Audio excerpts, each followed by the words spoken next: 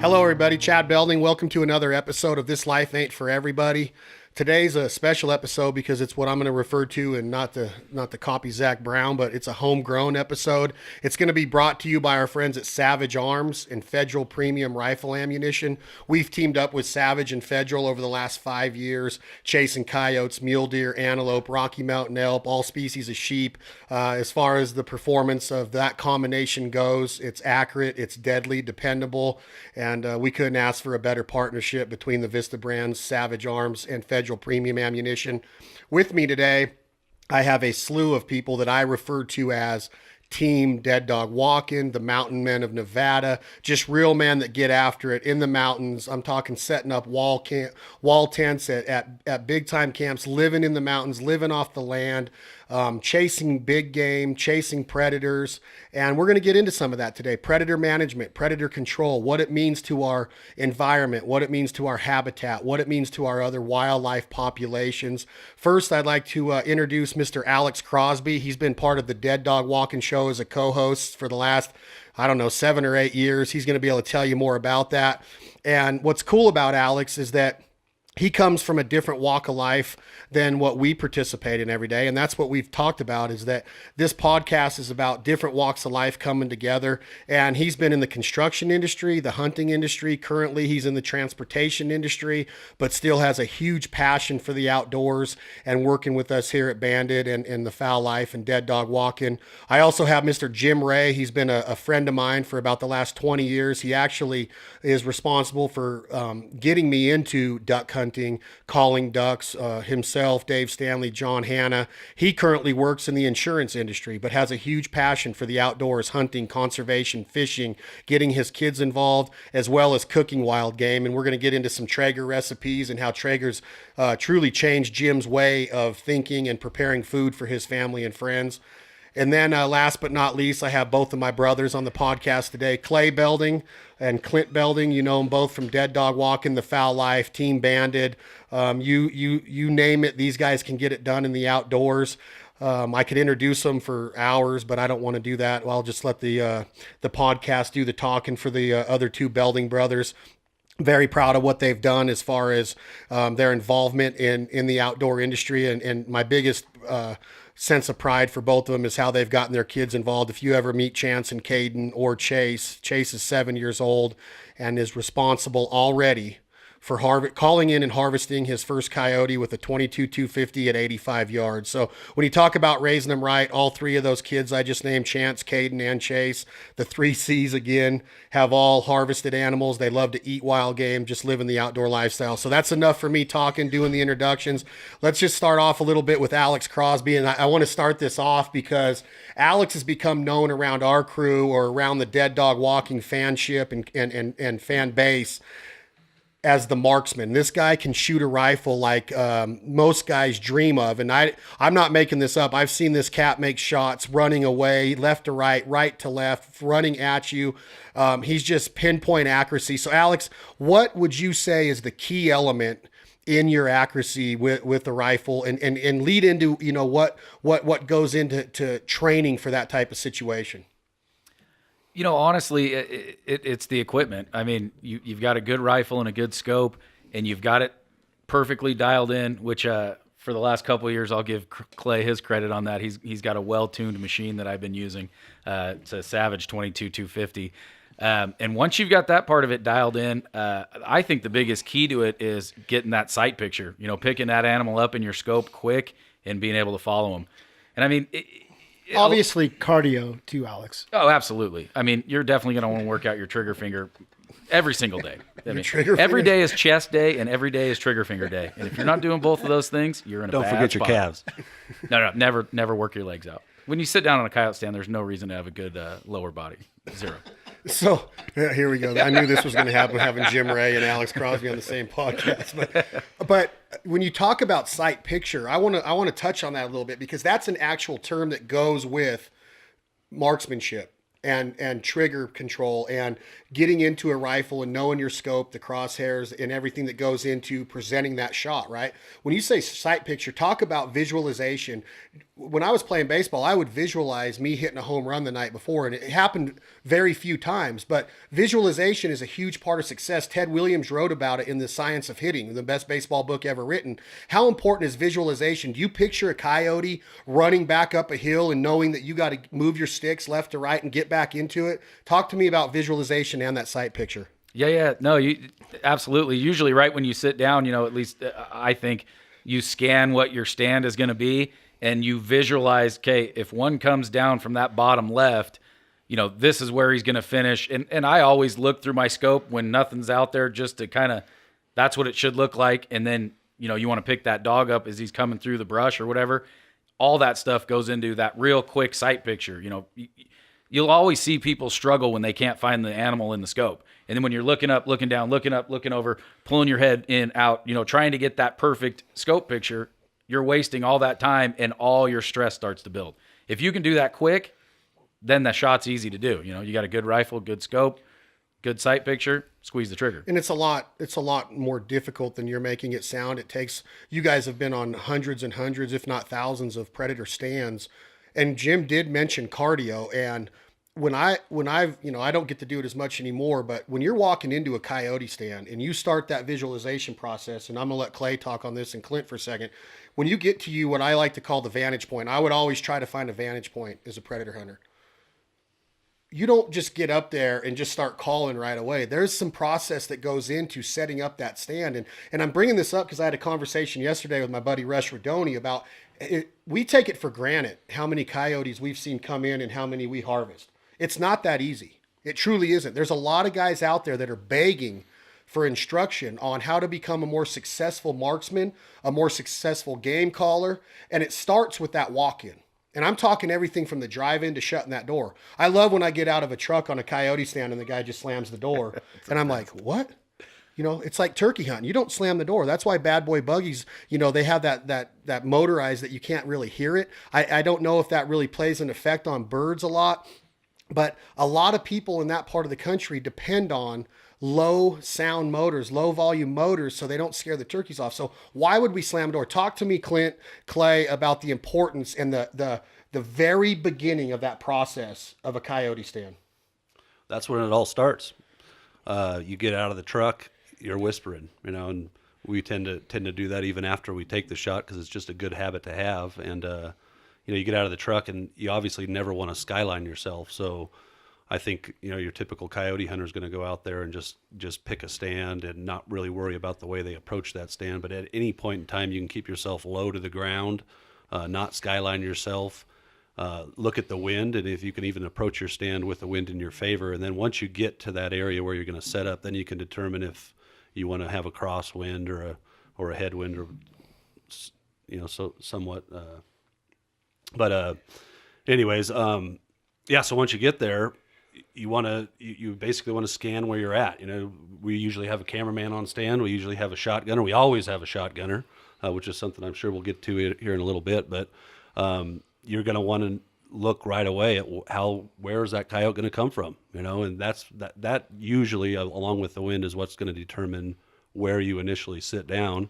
And then quite often you sit down and you realize, you got a blind spot. So there's nothing wrong with getting up and walking another 100 yards into the field and finding the next little high rise and making it work from there. So you got to adapt once you get there. But the most important thing is making sure you get in there as quiet as possible. Give yourself every chance that if the predator's within earshot, that you're going to still be able to call them and harvest them, and make sure you don't skyline yourself. And then get your wind right. That's by far the most important thing when it comes to predator hunting. Jimmy, you're looking at Clint kind of weird, and you're like trying to figure out his voice. Like it's kind of like Barry White-ish. I just don't know where the boundaries are. There's a lot of things he said that I could have commented on that are inappropriate. So I'm just trying to be quiet. You guys are going to learn about Jim Ray, that he's probably one of the top 3 funniest human beings. Him, Bill Burr, and wow. He's company right there. Yeah. Louis C.K. Rosie O'Donnell. We talk about here. This is something that I want you guys to touch on about the wind direction, setting up that hunt, figuring out what coyotes are going to do. You got to make yourself think like an animal. And I think one of the biggest mistakes or the biggest conundrums that a hunter or an athlete or anybody falls into is that they think they get this mindset that they're going to be successful 100% of the time. And if you take that mindset that you're confident, but you also have to understand that things are going to happen that are out of your control because you're hunting a wild animal. So my mindset, and you guys tell me if I'm wrong, when I go into a coyote stand, I would tell myself, I'm going to set up for the coyotes to approach in this window right here. Now, your instincts as a hunter give you the ability to grab a shotgun and turn real quick in a safe manner if one backdoors you, right? There's always going to be the chance for something to backdoor you. In duck hunting, I apply it to where I wish that every time I blew my call, mallards just fall from the heavens, but that's not the case. You're not going to call in every duck. You're going to see thousands of ducks on a duck hunt, and maybe 10% of them are going to respond to your call. Those are the ones that make the hunt. Those are the ones that make you better. The ones that don't come in make you better in a different way. Talk to me a little bit about when you say wind direction. Do you want to walk into a stand, Alex, and do you want the wind in your face? Do you want the wind at a crosswind? As a predator hunter, and I'm a first-time guy, and I want to say that there's a wind at 15 miles an hour. Doesn't matter which direction. Where do I want my body in conjunction to that wind? I think there's two. You will probably say maybe the opposite of me, but I like to have a wind in your face. Now, 15 miles an hour, I think you'd rather have it crosswind to you. But, if it's a light wind that's going to be in your face, you're going to set that decoy up a little bit closer to you. You hopefully, can get them to come from in front, I guess is what I should say. When we set up with, some elevation, we're typically at a point where you're calling out to the front of you. We're not on the flats. If you're out on the flats, you don't want that wind in your face because they're just going to backdoor you every time. If you're going to have some elevation, you have a light breeze in your face, hopefully that dog will come around either, right to you, right in your face, or at least he'll circle and give you enough time to make that shot. Yeah, that's what I was, oh, sorry. I was going to say that we're lucky enough, we get a hunt in our backyard to where we hunt a lot of the same stands or same type of country. And we know what stands we're going to make on a given run. So if we look at the weather report the day before, we know if we're going to come in from the north on that certain run where there's going to be 10 stands that day or 20 stands that day. We know if we're coming from the north or south. So when we walk into that stand, we know what is expected because we've been there before. Now, if you have not been there and you're in new country, you're going to get there and there's going to be things that you want on every stand. You're going to want the sun at your back, so they're going to be staring at it when they're coming into you. And you're going to want that wind in your face or at a crosswind because that coyote's always going to go downwind. There's never, very rarely a coyote's going to come straight into you if there is a wind. He's going to use that wind to his advantage to find out what he is hearing is real. Mm-hmm. So when you set up your stand, you want to keep your downwind side open to where if that coyote does get downwind of you, you're going to have an ample opportunity to harvest it. Right. And that makes sense. And to tie Jim Ray into this, and I want to keep going back to, I want today's theme to be to where when you get to do something a bunch of times, let's just take a baseball player, for example. If Bryce Harper is getting to take batting practice on a Major League Baseball field every single day of his career like he gets to do, he starts to take that for granted sometimes, or he might think to himself, man, I'm lucky to be able to do this. And us from the outside are looking in like, I just wish I could do that one time. You know what I mean, Jim? It's like, I want to be able to do that one time. And we get to go out and do it so much. I want the theme of today, I want us to keep going back to the fact that there's a lot of people out there that don't get to experience it maybe once in their life. But let's talk about let's bring it back to the weekend warrior guys that are going out there. They're waiting all week for Saturday morning to come so they can get on a coyote stand or a mule deer hunt. And Jim Ray, and correct me if I'm wrong, you work your butt off in the insurance field, very successful, have a great family, work for a great local company, Nevada Insurance Agency with the Shalene family. All the Shalenes are good friends of ours. You're a chukar hunter. You chase chukars in the mountains of Nevada. That's your passion now. You love to duck hunt, but I know chukar hunting and your pointing dogs have become your passion.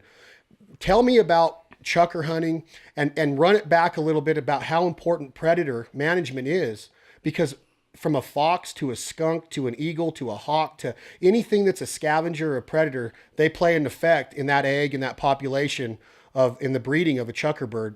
Just run it back a little bit about what a chukar hunter is, what you experience, and what it means with predator control. I started chukar hunting about 15 years ago when I realized none of my pants were fitting, and just gaining too much weight duck hunting. Well, that's a knock on me, I think. Wow. But no, for sure, chukar hunting is very dependent on predator I thought control. Matt was on last week. And crows, for everything from crows, coyotes, foxes, skunks, getting into those nests. So yeah, predator control is very, very important to chukar hunting, and it's a fragile bird. Late season weather can really affect the hatch and really screw up the upcoming year. But yeah, I see what you're saying too about people that equating it to that baseball player when you watch it on TV and see, man, I wish I could just do that. People all the time are saying, hey, can I come with you and all that? And it's tough. They get out there and they don't realize what goes into chukar hunting and the physical demands of it, the hiking, the equipment, everything from your boots to making sure you have a good gun.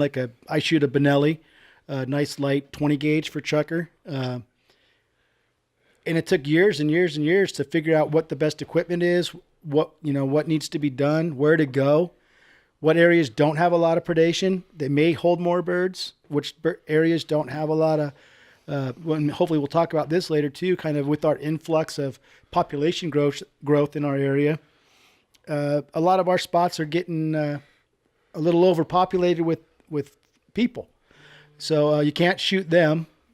So we got to rely on killing predators, increasing bird amounts, and kind of going that direction. Jim, how many of your spots have birds on the road?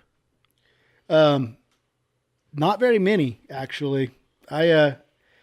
Early season, yeah, well, I see where you're going, funny guy, but we're early season. Well, I don't like to hunt in early seasons because I'm deathly afraid of rattlesnakes. So I wait for that cold weather to come in, and by then they're off the water, up high where better physical specimens, the more athletic hunters tend to get out. Team Dead Dog Walkin will not be chukar hunting with you this year. Isn't that kind of the great thing about predator hunting is it's somewhere between.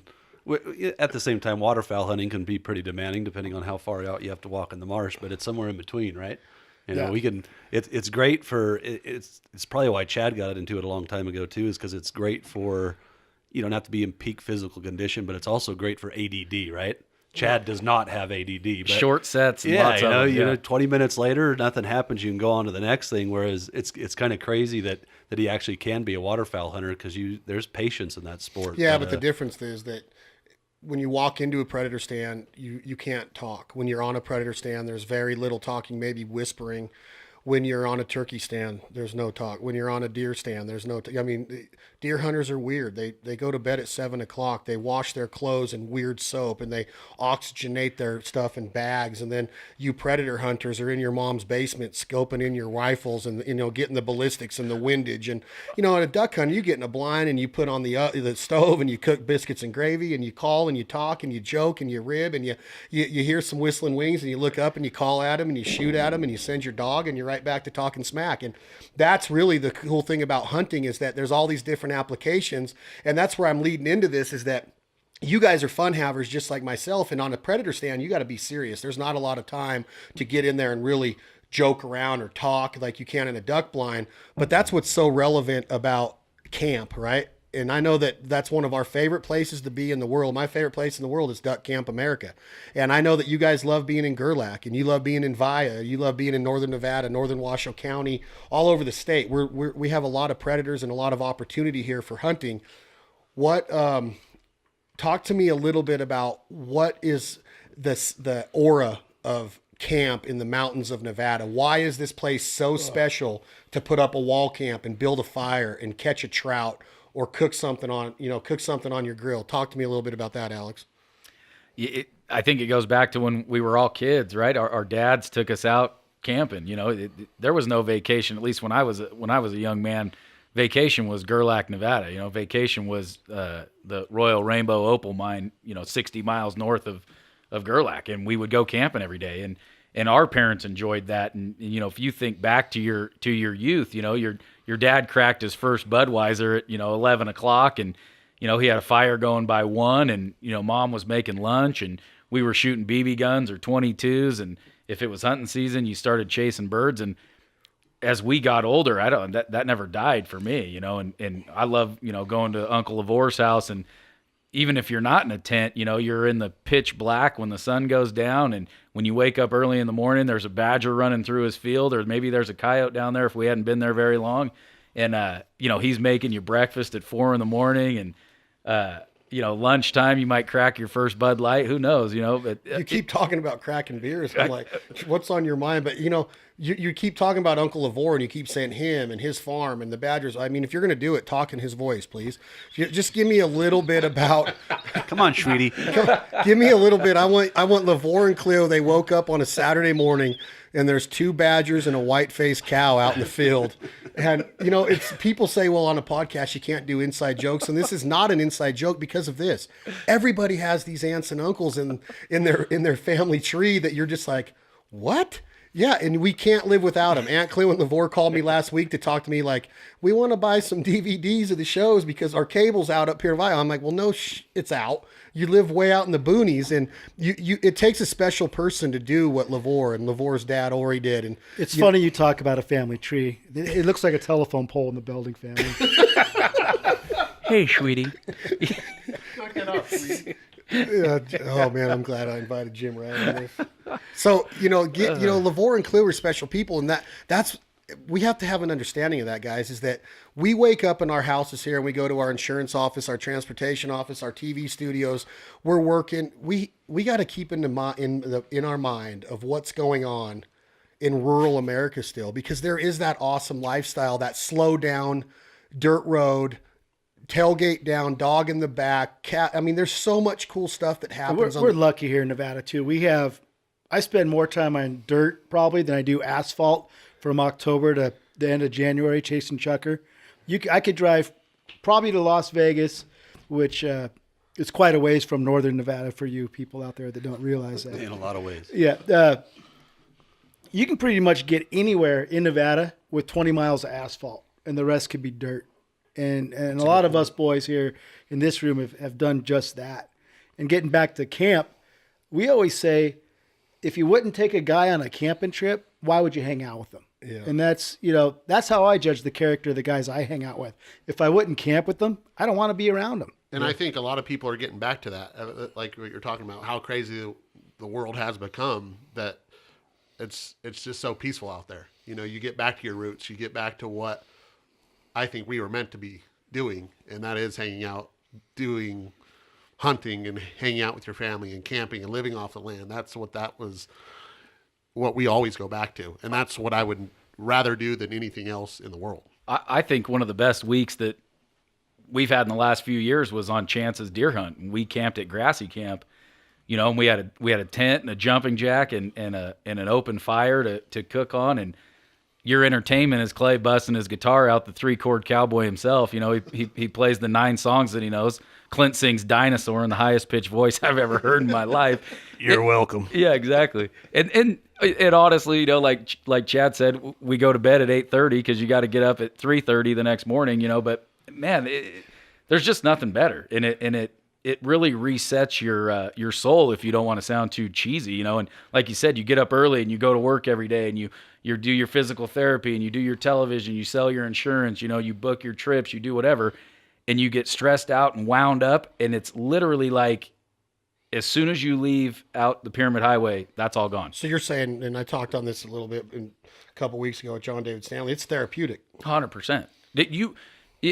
I hate when my phone works when I get out there. You know what I mean? A lot of people, are we going to have cell service out there? I hope not. You know what I mean? And I hate when you go through that patch and your phone picks up cell service and all your text messages come through and all your emails and all your missed calls. And it's like, man, I wish we would have never gone through this cell reception. I'd rather be up here in the granites with no cell reception for the next 4. I don't mind dealing with it Monday morning when I get home, but I don't want it when I'm out there Friday, Saturday, Sunday. But a guy like Jim Ray, you might not necessarily need service, but Jimmy, I mean, he needs the camera for the selfies, right? 100%. Have you seen how many selfies he posts? one of the greatest inventions of our time is the selfie stick. I mean, if you don't agree with me on that, then I'm at the wrong place.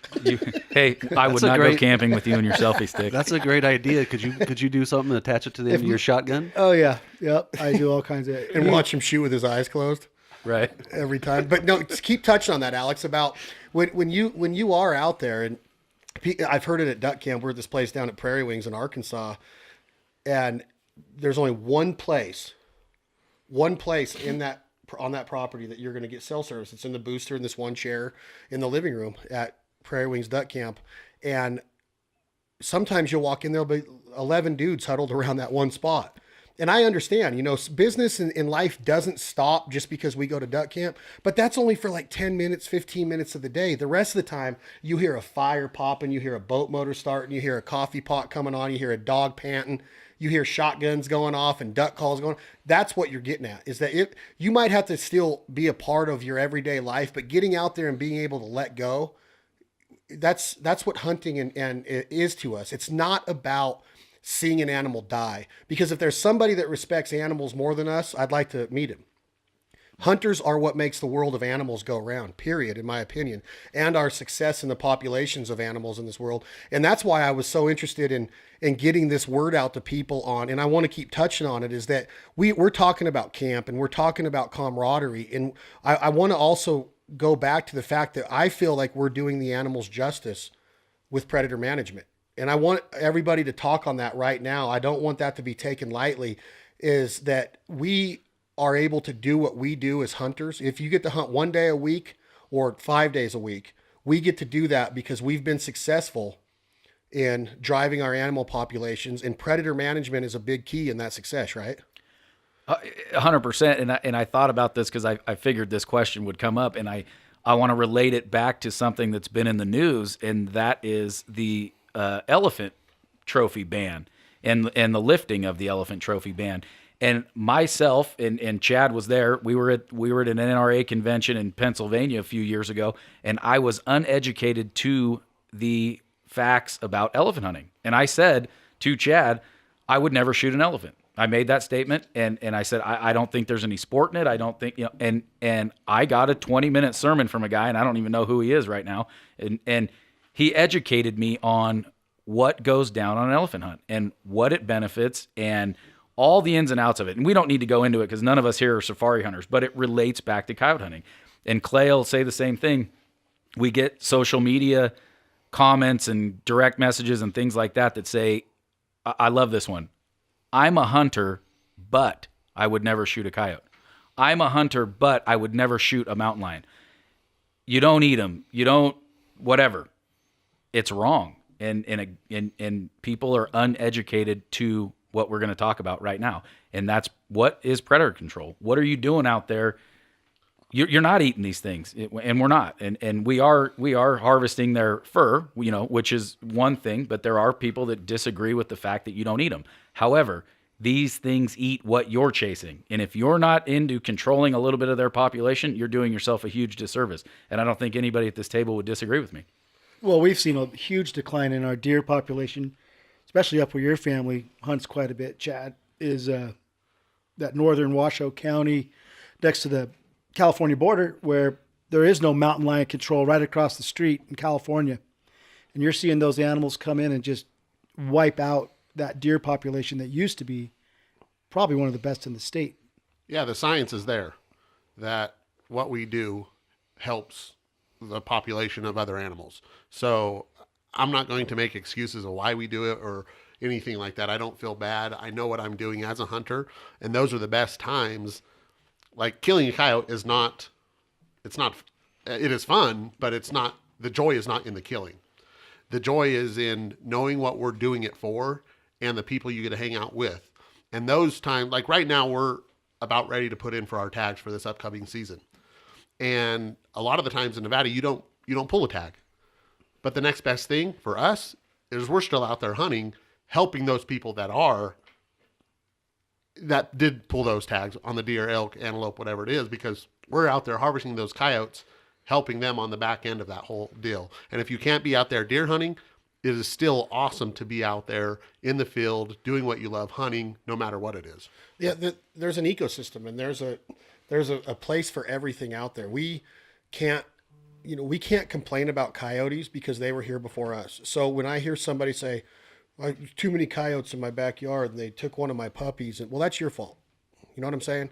We're civilization. We're building in, and Jim touched on this before, is we continue to build in. And I was on Jim's back deck the other night during the UNR game, and we're cooking out there on the Traeger. And I was like, man, how cool would that valley be if you were the only house out there? We used to shoot clay pigeons out there and chukar hunt where my house is. Yeah. It's crazy. crazy. And that's the thing, is that we can't be like, when you get frustrated in traffic, when you get like, oh, you're in my way, I'm trying to get to where I'm going. Well, so is that person in front of you. We can't have that mindset that we're the only ones, because the coyotes are the ones that should be thinking like that. They should be the ones with the deer and be going like, what the hell? I was just freaking hunting right there yesterday, and now there's a retention pond being dug by A&K Construction and 19 slabs being poured. Well, that's the thing about it, is that we cannot complain about coyotes being in our yard, and somebody can't complain to us about going out and keeping those coyotes in check, because sooner or later they're gonna form a disease. They're going to get something that riddles their population. It's going to spread out to other populations of animals. And when you talk about rodents and mice and snakes and everything that you see out in the wild, from a magpie to a crow to a field mice to a groundhog, serves a purpose. And there's a reason to keep them in check. We keep ground squirrels in check in this part of the country because it messes with farming practices and cattle. We keep other animals in check in this area, like the coyote and the bobcat, because if we didn't, then we would be overran with them. And that's what predator management is about. There's no way that we're going to put a hole in that population, but we feel a responsibility of the hunter is to make sure that we're giving everything a chance. We can't let one population get out of control and then it devastate the mule deer population like it has, or even the antelope population in northern Nevada. Well, I think we could probably talk about wild horses. You're talking about that. That's funny you bring that up. I was just it's an anecdotal story, but it's real life, right? And sometimes that's where you learn your best lessons. But 2 years ago, Chance drew pretty much the most coveted tag in the state of Nevada, at least in northern Nevada, 014, the Granites, right? I mean, how pumped were all of us when he drew that tag? Yeah. And that was by far, I can't think back to any time in my life that I had a harder time hunting mule deer. And I mean, we covered every inch of that mountain. Weather didn't help us either, but I mean, we had a hard time seeing mule deer, period. Not just bucks, not just does. We just had a hard time seeing mule deer. I can count on both my hands the amount of mule deer that we saw. We saw a ton of horses, which is a conversation maybe for later on or for another day. But what happened towards the end of that trip? If you guys are fans of the show, you saw it in real time, 2 o'clock or so, 1:30 in the afternoon. We had 2 healthy, grown mountain lions come into a coyote stand, and we actually had with the coyote coming in. You got the, interesting to see that behavior in the wild, but that pretty much put it into perspective once again, and the fact that it was captured on film. Well, not only that, they were coming to a rabbit call. To a rabbit call. Letting us know that there is no deer left in that area. If they were hungry and still feeding on deer, well, they wouldn't be coming in at 2 o'clock. You guys to a came down call. off the mountain, right? Because you were out of the fog, yeah. And there wasn't a lot of deer sign up where the deer would be, and where you guys were hunting deer is where the cougars should be. And now all of a sudden you're down in the what I call the flatlands. I would never imagine to see a cougar where you guys called them in. And think about how adaptable that animal is to be there, 2 of them hunting together, following food sources and looking for whatever they can, scrounge up, essentially, because they essentially have decimated that herd that's on one of the best mountain ranges in this state. So, and going back to the predator management, they kill out a lot of those deer. The Endow flies, Endow and other corporations fly that area, a lot of areas, to take out coyotes to try to get that mule deer population back up. But it's just a revolving door of coyotes coming into that area. And Chad touched on it earlier of the other things that coyotes and other things mountain lions do. If you don't keep them checked, then every day, Alex just sent me a story on it the other day. Coyote bites a kid at school, bites a kid at in the park. Sorry, excuse me. It happens all the time, and that is part of living with the coyotes and coyotes living with us in the same area now. But if you look at where these happen, there's no check on them. So if you go down to Vegas, it happens a lot. If you go into California, the mountain lions are attacking bikers on bike trails, stuff like that, where it has to be checked. It has to be managed. And you're never going to eradicate, and you don't want to eradicate any species. But if you don't control that number, the disease takes over, the human conflict takes over, and all the bad things that happen with a natural predator start to happen and encroach on our society.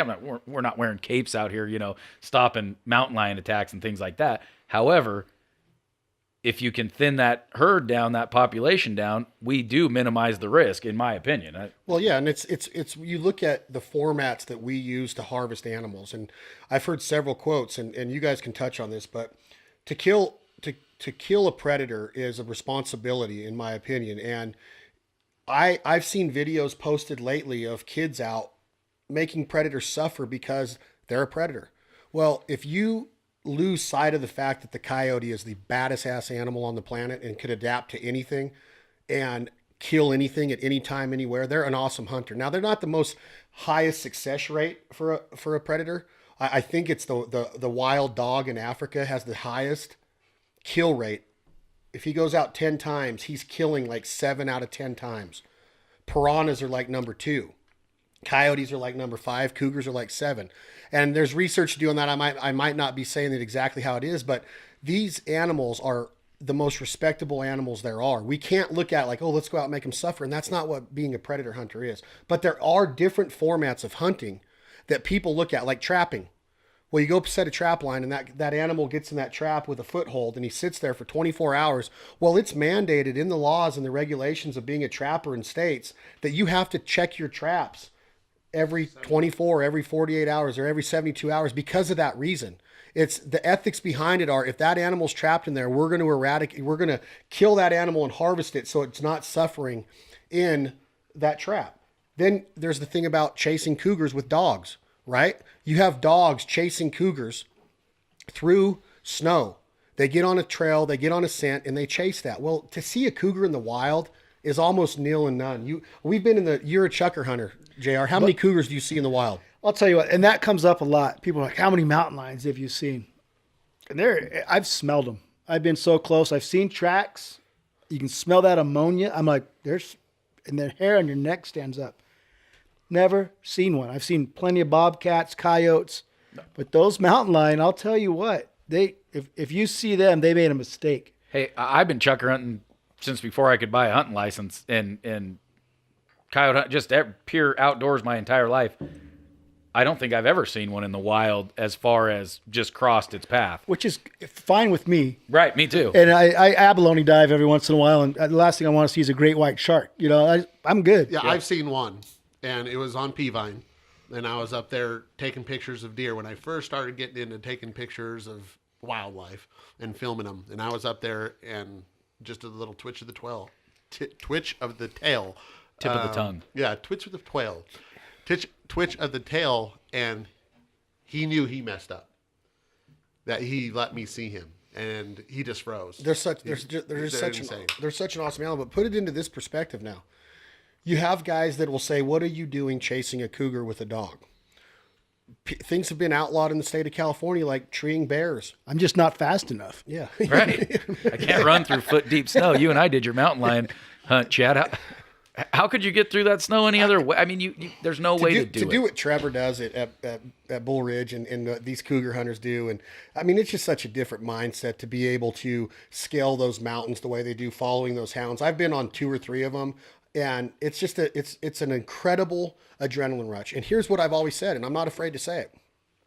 The last thing I get off on is that actual trigger pull, because I'll say it again. It's sad when I walk up and see that cat in the tree, because my emotion as a freaking hunter takes over. And if you don't get emotional about it, then you shouldn't do it. And when I see a cat laying in a tree, I'm not sitting there going, "You're a murderer and I'm going to kill you because you smoked 9 mule deer does in the last 7 days." I don't think like that. That's his right to go smoke those mule deer, because that's what he does. That's what she does. And a female cougar is a lot more dangerous than a tomcat. They're a little bit, they have the reputation of being lazy. But you talk about the ways that people hunt, and I'll go back to it all the time. There's different ways of hunting and fishing, and that's what's so awesome about it. Let me just say this before hold you on switch topics. Hold on one Okay. second. I'm not switching topics. Is that if you're in Saskatchewan hunting a world-class whitetail and you see pictures of guys and they're like, and everybody's like, man, look at that big ass whitetail you killed.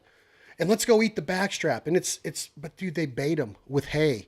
They literally walk out of the woods because that's the only way you're going to see a big whitetail in the bush of Saskatchewan. I've been there.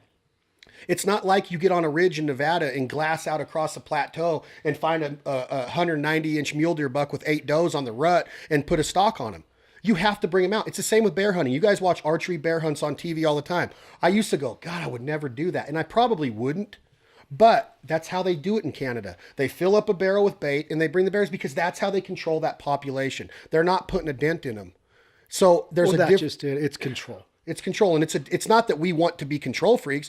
We're just managing populations. Go ahead, Clint. Well, what we learned a long time ago is you don't eat your own, right? You don't criticize, because it kind of is. You look at, but it's a different area of the world, it's a different area of the country, and you can't criticize. We're all on the same team. We're essentially doing it, for the most part, we're doing it for the right reason. So, there's plenty of people that are going to criticize what we're doing for all the wrong reasons, but you never want to eat your own and knock the guy that's baiting the bear, because a lot of times that's the way you do it. And you also never see a hunter go to a vegetarian parade and protest. Oh, yeah, well, And that's a little bit of I don't even know if there is a vegetarian parade, but if you're a vegetarian, I'd like to go to it. but yeah, Jim I would bet there's cook it some on his good-looking Traeger. girls there. but I mean, think about it. Hunters aren't out there going, don't do that. You're wrong for thinking that way. I don't care if you're a vegan. I hope that you would eat an elk backshot and go, damn, I've been missing this my whole life. But I don't care, because I want to make sure that everybody has that mindset that we're all cut from the same fabric in one way, but we have the ability and the right to think different ways. And if you don't respect or appreciate or agree with hunting, and there's something that's gone on in the last 2 weeks with Cameron Haynes. He's an extreme marathon runner and an archery hunter.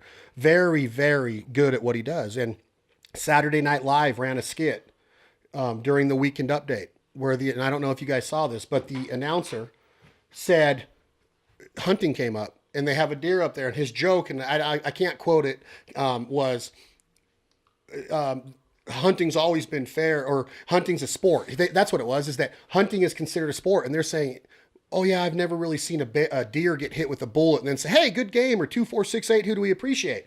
And Cameron Haynes made a video of him sitting there with this in the background and made comments about how they're going after a certain group of knowledgeable, educated, well-rounded individuals that make up the hunting community, or a majority of the hunting community.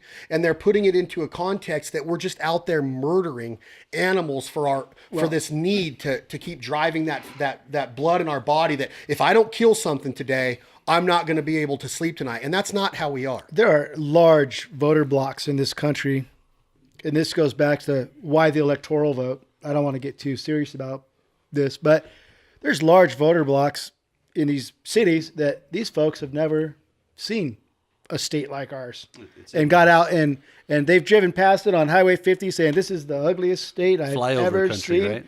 Yeah. And you get back in these canyons and you're like, these people are crazy. This is the most beautiful country, God's country in Nevada, in my opinion. Well, and you're going back to something that we were talking about earlier that we didn't quite touch on, is, Reno's a growing place, and in the business I'm in, physical therapy, I meet a lot of people and a lot of new people to this area, and we get on the idea of hunting and camping and that type of stuff. And, one of the first questions I always ask somebody is, camping as in, do you hook up? Is there a hookup? Because I think camping to us is not that. And even people who actually do venture into the outdoors, that's always a good kind of a first line question is, do you hook up to camp? Because where we go, we want to get away from people. We want to get out and see the great outdoors. And it further. Oh, I thought it was like a dating site, like the camping hookup. Yeah. Hey, Are we on lot lizards there? Are we that onto one. something here? Yeah. Are we onto something here? Have you ever heard of Tinder, Clint? Yeah, on that point, if you go back to what we're trying to talk about, predator management, people, and I think they even talked about with Cameron Haynes and maybe even on Joe Rogan's podcast when they were talking, that you go to Edmonton, and very bustling town, city, and there's those people that have never been in the outdoors, never been 100 miles north of there, where things are drastically different in the same area. And they're trying to outlaw wolf hunting in there. But if they just ventured up 100 miles north where the people live off the land, they have their cattle, they make money doing other stuff outside of the city, they would probably gain a whole new respect of why that wolf has to be checked. And now there's some spots where you don't even need a tag. You can go kill as many wolves as you can because they're so unchecked. And you bring that back to the States where they reintroduced the wolf to what, Yellowstone? And now what's happened to the elk population? Gone. Gone. And there's and anytime you introduce populations to an area, that's when we manage. That's when management is most crucial, right? Well, it's not these wild places out in the middle of nowhere that humans don't see. That manages itself. When humans come in and take up real estate, now we need to manage the wildlife. So we're managing wildlife because you're developing property. So who's at fault? The developers or the hunter? You know, it's let's get to why we are managing it. Yeah, and think about how just the simple sport of golf and how popular it is in America. I mean, how many freaking I could look at it easily every day and go, how many more golf courses do we need in a 50-mile radius? But that's not my call. If I'm a developer and I have buku bucks in the bank and I'm looking to make some money, that's my ability or my right in America to be able to invest in a golf course or build a golf course. That's how the world goes round. We can't sit here with our clothes on and our nice headphones on and shoot this Benelli and this Savage rifle and think that we're doing something that's not based on civilization and growth and development. If the factories didn't have a shop to make the guns, then we would be still shooting with a stick and arrow, which that's still done in America every day, or a slingshot or whatever, or spear hunting. There's different abilities out there now because of advancement in civilization and development.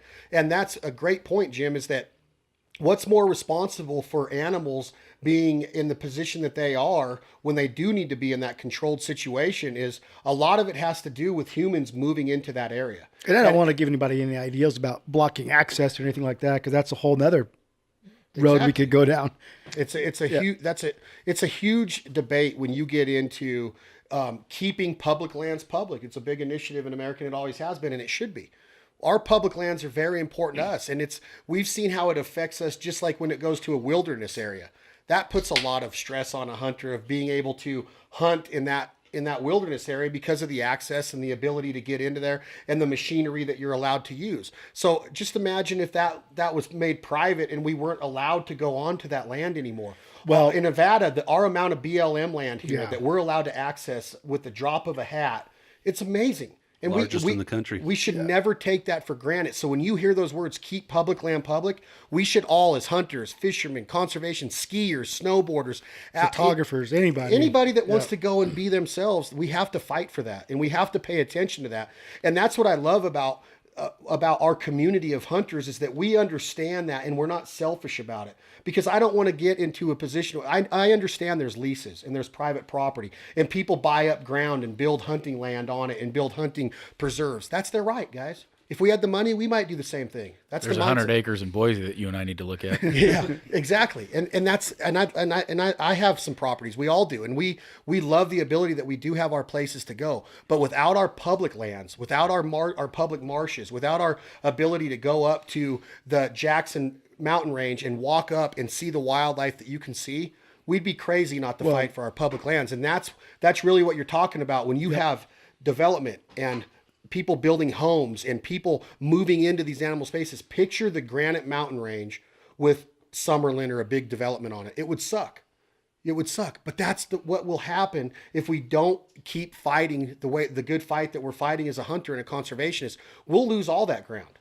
And we have to look at it that from predator management to growth and everything that goes into what our world is made up of, you can't sit here and tell me you're an idiot for shooting a coyote. And that's what this is all going back to, in my opinion, is that we're doing something that is preserving a game animal or a different species or land or whatever. There's a reason for predator management. And I don't want to get off the track or that theme today. We're talking about a lot of different things because a lot of things that are happening in our everyday life go back to that common theme of development and people building into the different wildlife areas of our state of Nevada or wherever you live at, we have to keep in mind that everything that we're talking about today, from the fun times at camp to getting our kids involved in the outdoors, is based on our ability to make a mark right now, like Cameron Haynes did on that post that he made. We have to keep fighting for that. We can't let some comedian just go on national TV and bash hunters and think it's okay. And if you took it to the very far extreme, don't predator hunt, don't control the mountain lion population, watch your chukar numbers dwindle. I spoke to a guy yesterday that said in the 90s, I started sporting clay shooting because there were no chukar. And I'm not going to say that was because of predator, but it's a factor. And weather's a factor, and all these things are a factor. And if pressure. What we're seeing out in our state now is pressure for birds. But all of it, right? So if you compile all those factors, too many predators, too many hunters, too much land, being taken by development or whatever, if you don't control some of it, you're going to be in a bad spot and you don't get to enjoy camp anymore. You know what I mean? And then everybody's going to be going, what do we do now? Right. What do we do? You got to control all of it, actually, not just some of it. You got to control all of it. Right. If you put it into perspective of what the outdoors mean to somebody, then I think that antis or non-hunters or the comedian that made the bad joke on Saturday Night Live, I think they owe it to themselves to at least get an understanding of if you're a comedian that's making money, making people laugh, then I hope that you would be smart enough to at least educate yourself on a topic before you drop a line like that. Because in the long run, I like Saturday Night Live. I have a lot of respect for Lorne Michaels. Eddie Murphy came from there. I mean, you name it. You talk about the top people that we watch, from Chevy Chase to Steve Martin. I mean, they came from Saturday Night Live. I'll never watch it again.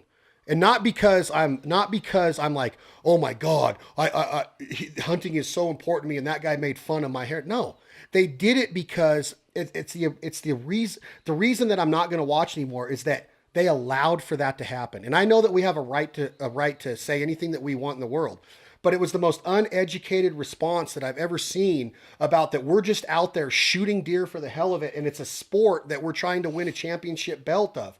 And I was like, man, that's crazy to me to even that they allowed him to say that, because I'm not going to spend money to go see that guy if he ever gets famous as a comedian. And I think that you have to be very careful in your stance on things, to where I understand believing in something and having the right to believe in and standing on your box and promoting it and saying what you believe in. But that guy doesn't believe in that. He was reading a script of some comedian living in a cubicle in Manhattan, New York, that wrote that down, that's never been in the canyons of northern Nevada or Montana and actually experienced what wildlife does for us. And that's why I don't respect it, because it was just so off the whim. I was like, are you kidding me? And as hunters, we need to realize that the reverse side of that, when you're driving down the road and you're so proud of that buck you shot or that elk you shot, and you display it going down the road, not everybody wants to see that.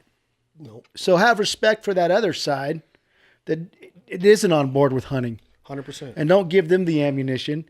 And take care of your game and keep it away from those folks. And I think we have a responsibility as hunters we don't need to throw that in their faces either. Yeah, so I think it's, you got to be respectful of everybody. And I agree with what you're saying. It's not. So what you're trying to tell me is that you kill an 85-inch antelope at the end of August, you're not going to drive through Burning Man with it hanging out of. Maybe Burning Man. but think about some people you want to offend. No, but see, that's the thing is that I would not. The mindset is this. Burning Man is looked at as like this big event out in the Black Rock Desert that's just a bunch of naked people running around doing drugs.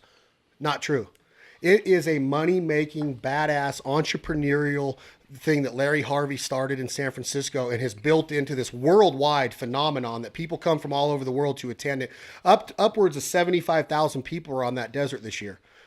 And as a hunter, we could go, oh my God, they're using our natural resources. That's our desert. That's our land. But we don't. We sit there and go, come on, man, bring that money into our community. Make Bruno and the Selmy family more money in Gerlach. Because without Burning Man, a lot of those towns like Gerlach don't have much more income except from what? chukar hunters and deer hunters and people that go through there on a constant basis, keep it alive. So as a hunter, crazy. My pecan budget. my pecan budget. So as a hunter, I sit there and go, and a businessman, I want to look at Larry Harvey and go, man, how in the hell did you build something to get 75,000 strangers? And we've had big companies come to Nevada because they were exposed to Nevada because of that event. Yes. That's what's amazing. I mean, it's crazy. You touched on it earlier, and it's a prime example. You'll never see a hunter out there protesting Burning Man. No, and I love Burning Man. And- I've worked at Burning Man. I've met Larry Harvey. I've met the senior staff. I sit there and go, man, this is a business. Think about us sitting at this table. If we started a business, I think Burning Man started in 1996 or 97 in San Francisco County, and they moved it to the Black Rock Desert because Might they have got been kicked even off earlier of the than that. No, I think it was about 96, 97, but they got kicked off the beaches in San Francisco when he put together some driftwood and lit it on fire because his girlfriend broke up and he wanted to burn her out of his soul. And a homeless man saw him do it, and they started drinking out of a brown bag together. They met there the next year. I might not have all my facts straight, but they got kicked off because too many people came on the beaches. He went on a search. It was the Bonneville Salt Flats, Black Rock Desert, and I think somewhere in Germany. He picked Nevada. They've been here since like 1999 or 2000. And local economy here during that event and the months leading up to it is through the roof. From portable toilets to law enforcement to you name it. Hotels. There's people making money off that's going crazy because of the Burning Man event. So for a hunter to go in there and go, we want them out of here. Dude, it's freaking 10 days, man. And I've never once. It's a salt flat. And I've never once, but think about what goes into that salt flat. You got all the traffic. You have all the ability for accidents to happen. There's barely any accidents at Burning Man with 75,000 people out there. They barely have an incident out there. That shows you the respect and the professionalism by that organization to run an event. So as a hunter, I look at it and go, kudos. That's awesome. But the anti-Burning Man guys would be like, oh my God, we want them out of here. This is crazy. What's awesome, and I think we've all seen it, Gerlach is our jumping off point to a lot of places in Nevada. And that's right when antelope season starts up. And that's right when Burning Man starts up. And we have this coming together of different cultures. And when I've come home from antelope camp I go to every year, there is all these Burning Man bead stores or whatever. And then right before that, there's a stand that these guys will skin out your antelope and take it and do the taxidermy on it. It is hilarious. It's 100% responsible for the real tree thong. Yeah. No doubt about it. Yeah. But if you put it on the same I'm perspective wearing one, actually. of what we're talking about today is that we as hunters don't protest that event, and they are doing that event in our country. We drive across that area to get to predator calling stands, antelope hunting, mule deer hunting. There's sheep up there, there's cattle up there, there's cowboys, there's a bunch of different people that are accessing that land and using that land. We do never, and in all of 15 years or however long Burning Man's been here, 18, 20 years, I've never seen a protest by ranchers or farmers or hunters or conservationists. I hope as a hunting community that we look at it and go, that's their right, man. They are living the dream because they built a business out of Burning Man, and it is literally a worldwide phenomenon. And we have guys like Tom that work for us that have been out there taking photography.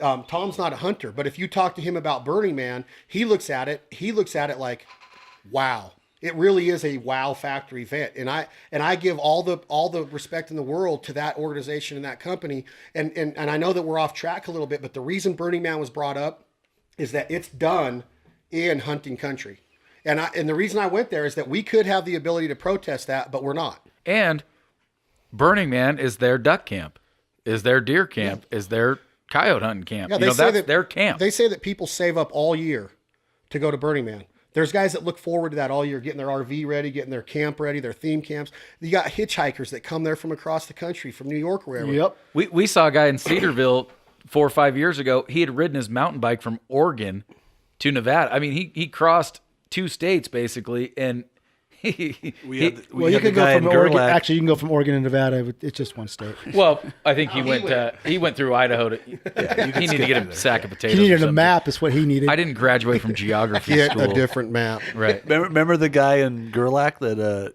was in Gerlach, out in the middle of nowhere, without a ticket. Without hoping. Right? He's there just hoping and asking us if we had a ticket as we pass through town. So yeah, there's a little bit of a. But the reason I brought that phenomenon up there. is that Jim Ray brought. I remember when I was a kid, and I'd be like, "Dad, I want to put my mule deer on the truck and show it off."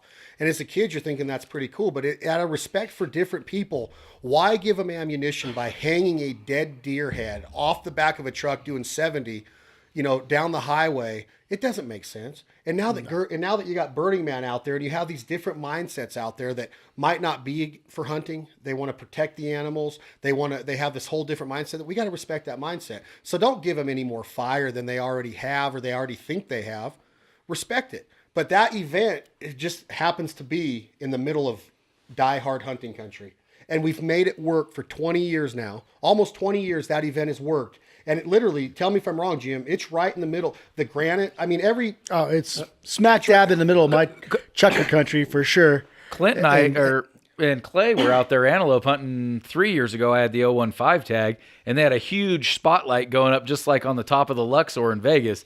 And when we were sitting around our campfire listening to the 3-chord cowboy, you could see the Burning Man spotlight going up to the deal. I mean, we're sharing the same country. The one other thing I'd say about the Burning Man people just ties in is we've been broke down on the side of the road. If you're not out in the country and you don't get a flat tire, you're just not doing it right. But a Burning Man crew will stop and ask you for help. Real generous people, and it's or more, if you need help, if you right. need More help. likely than not, they're the ones that actually slow down and roll their window down and see if you're all right. Whereas a lot of times you'll see that cattle truck drive by and they never even slow down. So I mean, that's just one other example. How you tie it all back together is how old Uncle Lavore would come pull you out of a mud hole in his tractor if you happen to take the wrong road out to Burning Man. You still haven't done his voice. I'm Sweetie. having trouble digging down. The one line that I want to say, I don't know if I'm allowed to say on a podcast. Where in the did I get a white-faced cow? I mean, that should be on a T-shirt. We might as well somewhere. tell that story, huh? Yeah. You think about what we just said, what we just talked about for the last 10 minutes is as a hunter, and you're like, that's my property, that's my land. No, it's not. It's BLM. It's public. And for us never to raise a stink about that event being right in the middle of it, that shows you our character, in my opinion, that we respect that event. Well, that's Here's something to getting think off the Burning Man event and talking about sharing lands is what one thing I've noticed in the last few years, and I'm sure you guys have too, with coyote stands and things like that, is when I first started hunting chukar, you'd get up at 9 o'clock, go find any canyon in Nevada and go hunt. With this population coming in now, there's folks that think it's okay to come park right next to you and hunt the same canyon you're in. And I used to get pretty upset and leave some notes and maybe make sure a guy's tire wasn't completely full when he got back.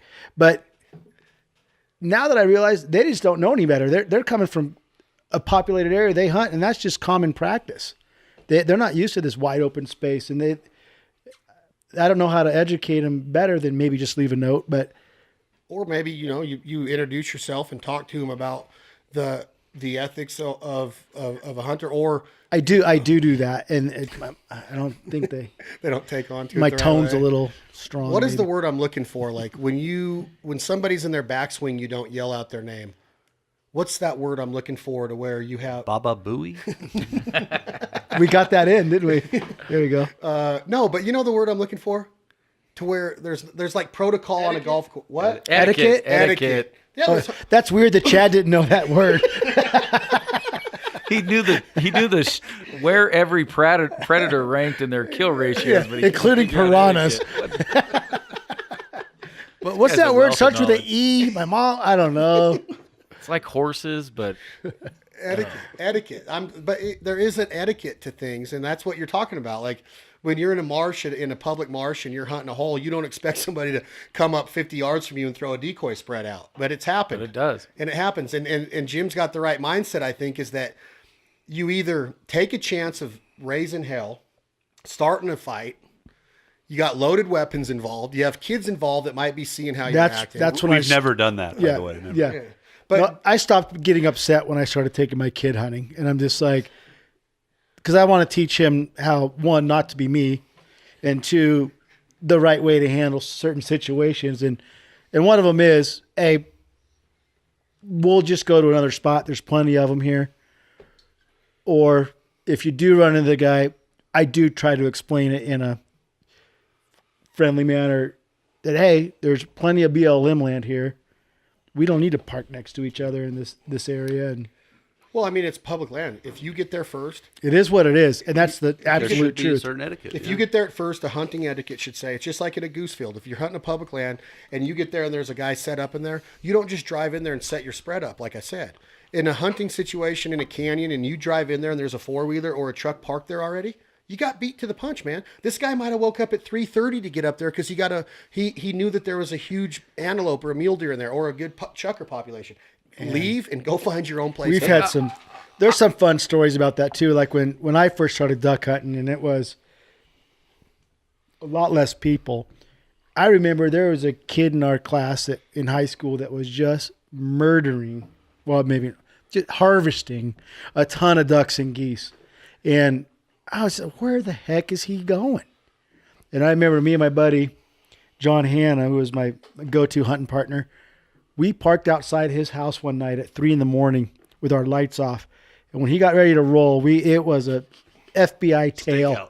And we tailed him all the way down to Yerington and figured out exactly where he was going. And the next weekend, we were there before he was. I always, You guys are incredible. Some Right. folks I would never do that. He does the same thing to me. He comes over here. He watches me cook on the Traeger. And then I literally hear people saying, hey, Jim made me this recipe. And I'm like, what? That's the exact same freaking thing. And he called it his recipe. Yeah. And he's like, oh, yeah. And I'm like, that is the exact same thing I cooked for him a week ago. during- honestly, I had duck stir fry at Jim's house the other night, and it was unbelievable. I don't know where he got the recipe. The Duck Jim is what we call it. Jim It duck. sounds Asian.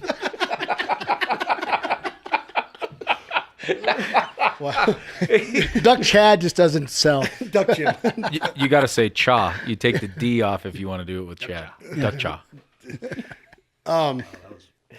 That's kind of hard to come back off. Right? off If of you that could one. rebound from that, you'd have the most successful Well, podcast. I'll go in the back to what we were talking about. Jim brought up kids. You know, all of us are parents here. Alex is. Alex is. He just doesn't know it. And he's He hasn't met him yet. world. I got a new French bulldog. I was going to say he's got a new French bulldog, so he qualifies. But I named him Pecan for Nevada, in case you guys are ever wondering. What a great name! Did you really? That is Oh, yeah. a classic name right there. in memory of Bruno. A little bit, yeah. Little Bruno. But we're all parents, so the way I feel about it is it's our responsibility to. You were talking about that story earlier about the kid that posted on YouTube, torturing essentially the coyote, right? And how that's just a red flag, and that's going to be Dipshit. posted, just similar to displaying your horns. Well, and that's what it gives us a bad. right. You bad rap. display the dead animal in the back of your all that kind of stuff. It gives them ammo, right? So it's our responsibility to teach our kids the right way, right? I mean, that is a responsibility, but we're getting into the topic of, how can we change minds or how can we make people see the world? That we're never going to do that. No, But what Chad was talking about with the Burning Man, what we can do is I think Chad really, we have the privilege, right? You have a platform where you can go out, you can educate people, right? I mean, you can, and you can try to change their mind, but at the end of the day, it's probably not going to happen. No. But what you can do is you can have a platform and you can kind of tell people, this is the way we do it. This is why we do it. The example of the Burning Man and how everybody kind of copes and gets along is actually a really good example of maybe that's where we go in the future. The average person who might be an anti-hunter might also have something in common with eating, wild game, essentially, right? Going that route. free range. Free range. Organic. Organic. Yeah. Organic.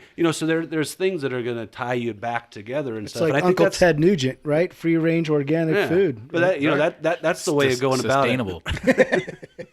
Is you're not changing people's minds, but you can at least respect where they're coming from, and hopefully at some point in the future you can get that respect back. But what we can control is we can control the people around us. We can control our family, we can control our kids, and we can teach them the right and the wrong way to do it. And then hopefully you don't have a millennial kid that probably wasn't shown the right way, right? I mean, probably is not the word. He wasn't shown the right Are way. you pointing at And Chad? no, What- the kid oh. the kid on his phone, Instagram. It's So what I get out of what Clint's saying is that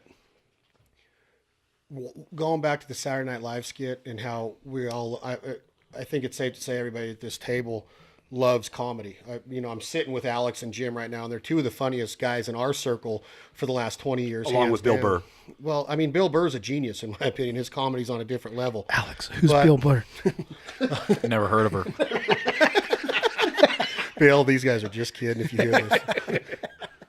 Think about what you could do as a hunter. I mean, as a group of guys, we're not going to go and demonstrate at the Burning Man. We're not going to go to a different kind of lifestyle parade and demonstrate. We're not going to go and say, Saturday Night Live, you should be ashamed of yourself. Every week you make fun of everybody from our president to our vice president, to their wives, to people that are waking up every day with their faith. They make fun of so much stuff on that show. And you never see a hunter get on a blog and go, I am offended by Lorne Michaels and his crew at Saturday Night Live for what they said about Donald Trump last night. That's their, I don't care what they say. Let them do it. We have our beliefs. They have our beliefs. We're not going to go get on a soapbox and go, you guys should be kicked off the air, because you know what? It's a waste of breath. Well, I think as long as you make fun of everybody, you're okay. I mean, that's the mindset. But Right. if you think about it, that show is literally able to get on national TV every week and make fun of everything in the world. Everything in the world. And then they have the audacity to just come in and make a comment that is way off key about hunters and what we really do. And that's different than just a joke to us. And yeah, we can go, ha ha, look at that. But what the problem with it is, and why I think Cameron did what he did and took it to the level or the extent that he did, is that there has to be a boundary somewhere where if you were just making fun of hunting on there and you just showed a weird redneck with a chew in his mouth and he's dressed in camouflage and talking funny and da-da-da-da-da, that's one thing. Who cares? But to actually say that we're murderers and that we're doing it for sport and to win a chance, that's wrong. Mm-hmm. That's not a joke. That's off limits to me in a way. And I think that as a hunting group, I'm proud to say that we don't stand up and go, you know what, you guys are crazy, or you guys are nuts, or you guys shouldn't be allowed to be on TV because you're making fun of everybody every time you get on TV. We just don't have it in our mindset. We don't have time in our day because we're too busy protecting wildlife, populations, working and making a living to go out and enjoy our life. That's why we're called the silent majority, right? Because we don't stand on a soapbox. Yeah. And It's why Donald Trump's president, right. in a lot of ways. That's the reality is we, without going into deep politics, because I'm not educated enough. Please don't. I mean, I could hear Sammy Kershaw singing Right. politics, religion, and her. Right. And if you get Clint and Clay on a Rush Limbaugh, I kiss, wouldn't mind I'm if we do. Yeah. No, I'm I gonna know, freak out. But I can't speak on it. But I do know when we feel offended, like we feel offended, and when we feel like our, rights have been infringed on and things like that, that's when we come forward. We come forward in the right way. We don't come forward on the side of Pyramid Highway protesting Burning Man. We come forward at the legislature. We come forward, at our Unfortunately, we're a little too much reactive. We should be more proactive, probably. But yeah. That's generally human nature, though. Yeah. I mean, not to take it lightly, but typically celebrities, people who have a platform, they get involved in an issue when it affects them personally, right? They have a kid that has autism, which is a terrible thing, and now all of a sudden they're the greatest advocate for autism, right? But they could care less about it until that kid was born. So I mean, that's one example of many. Yeah, but are you saying that we should get involved in everything? Like all of a sudden we should become an advocate for this charity and that charity? I get what you're saying, and it's the way that it would be awesome if we were all. I think what Alex is saying is we're the silent majority, meaning I look around this table in the families that I know, like I know your Uncle Mel does more for sheep in this state than most guys can do, right? Guzzlers and things like that. I showed them boys where that deer was on Yeah. that mountain. But and we all put in our time at Ducks Unlimited and Chukar Unlimited and these different organizations where we're raising money and doing where a lot of these antis, they're sacrificing maybe a talk show that day to go out and pick up a sign. Let's not be afraid to say it. I mean, it's not a political argument. You have PETA that is formed with lobbyists and lawyers and all these different walks of life from all over the world that are against hunting, people for the ethical treatment of animals. What are they doing for, let's say, the Rio Grande turkey in the state of Nevada? What are they doing to make sure that the sheep that we traded to Texas for turkeys what are they doing to make sure that that turkey population is 100% taken care of? Zero. They're just talking smack and saying it because they can, because they have all the money in the world. And it's 100%. easy. It's an easy fight. And what's the solution that's ever been posed from a group like that? What is the solution? Let's open the cages. Let's let all these, farm animals run free. What is your solution to what your problem is? We as hunters have a solution. Right. We inject money into the system.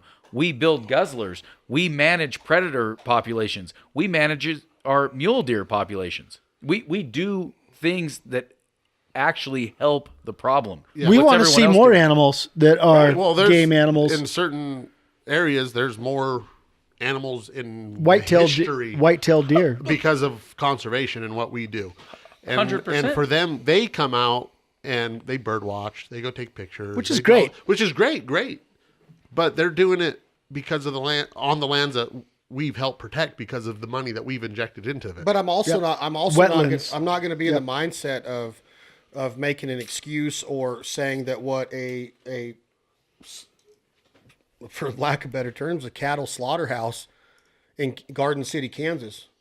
I've been to Kansas enough to know that there's a lot of cattle in that country, in that part of the country, in that state Sure. that are being killed, and I don't make excuses for it because that's what those ranchers are making their livelihood off of, and that's what those cattle were raised for, was to go and be processed to feed America. And I love living off the land. I love eating an elk steak. I love going out, and I don't kill elk, but I eat every duck I kill, and I eat every piece of elk meat that's given to me by my buddies that do go elk hunting or deer hunting, and I appreciate all of it. But I'm not going to sit here and say, I'm not going to need a hamburger. Yeah, I'm going to support the beef economy in America because I appreciate, respect, and support ranching and farming and what it does for not just our bellies or for our families, but what it does for wildlife. Think about the nutrition and all of the advantages that farming provides for wildlife. If a cornfield is harvested and those cattle eat on it and that corn's harvested off of it and it goes to sell or they use it for silage to feed another cattle population, do you know how many birds, how many ducks, how many geese, how many predators, how many whitetail, how many mule deer are literally benefiting off of that nutrition from those carbohydrates in that corn? There's so much that you could argue about of how hunting and farming and ranching and everything goes together. I want to make sure that we all understand that hunters are not going to go and say, only live off the land. We're not trying to say that, right, Alex? You can't do it. I mean, there's very few people in the world that could sustain an entire living off of wild game. I mean, when you talk about, I'm going to eat every duck that I kill, I'm going to eat every chukar that I kill, every deer that I kill, absolutely. However, you could never live off that 365. You could never do it. And I don't think you'd want to. I think it's variety is the spice of life. You want to have some chicken in your life. You want to have some beef in your life. I'm not going to sit here and say that you couldn't do it, but I also am going to agree to you the fact that I want a sirloin or you know what I'm saying? I want a ribeye. Yeah, I want a ribeye once in a while, but I also going to live off of the meat that I harvest over the year and that my buddies harvest too. There are people out there that eat wild fish or wild game, 365, 7, I don't. I'll be the first one to admit we do a lot. Yeah. We do our share, but it's not our stance to go and say, you got to live off the land. We don't believe in the beef or the cattle population in America. I just want somebody at this table to tell me, if an anti says don't kill the cattle, what would happen to the cattle population and anywhere from Brazil to Argentina? They would die out of starvation. They would die of disease, and they would destroy themselves. Yeah. It would be bad. 100%. But because of Then the zombies come. because of farming, Or there could be wild cows we could get a tag for.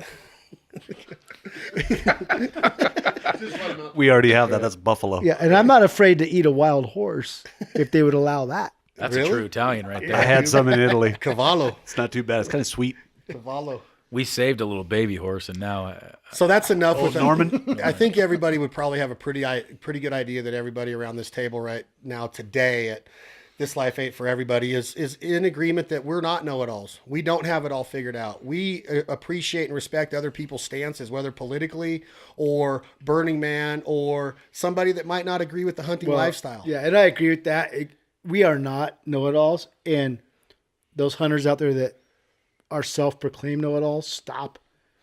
Yeah, stop. Please respect other people's deal that, hey, we don't hunt, and just leave it at that. And that's a great segue into this. And I'll start with Clint. If we started with this, and I want to get back to it right now. We're not know-it-alls, but we are lucky enough to be able to do this enough that we've learned a couple tricks and tactics along the way of what works, what may not work. If I'm going to a retail outlet and I want to get into predator hunting, off the top of your head, what are the top 5 pieces of equipment that I want to put in my arsenal to up my success rate on that first stand? Ammo. My favorite ammo is 22-250, hands down. Most common is 223, but 22-250 is a superior round, and it's if you don't want wounded, running away predators, you want to get a 22-250. So ammo, obviously your rifle, Savage 22-250.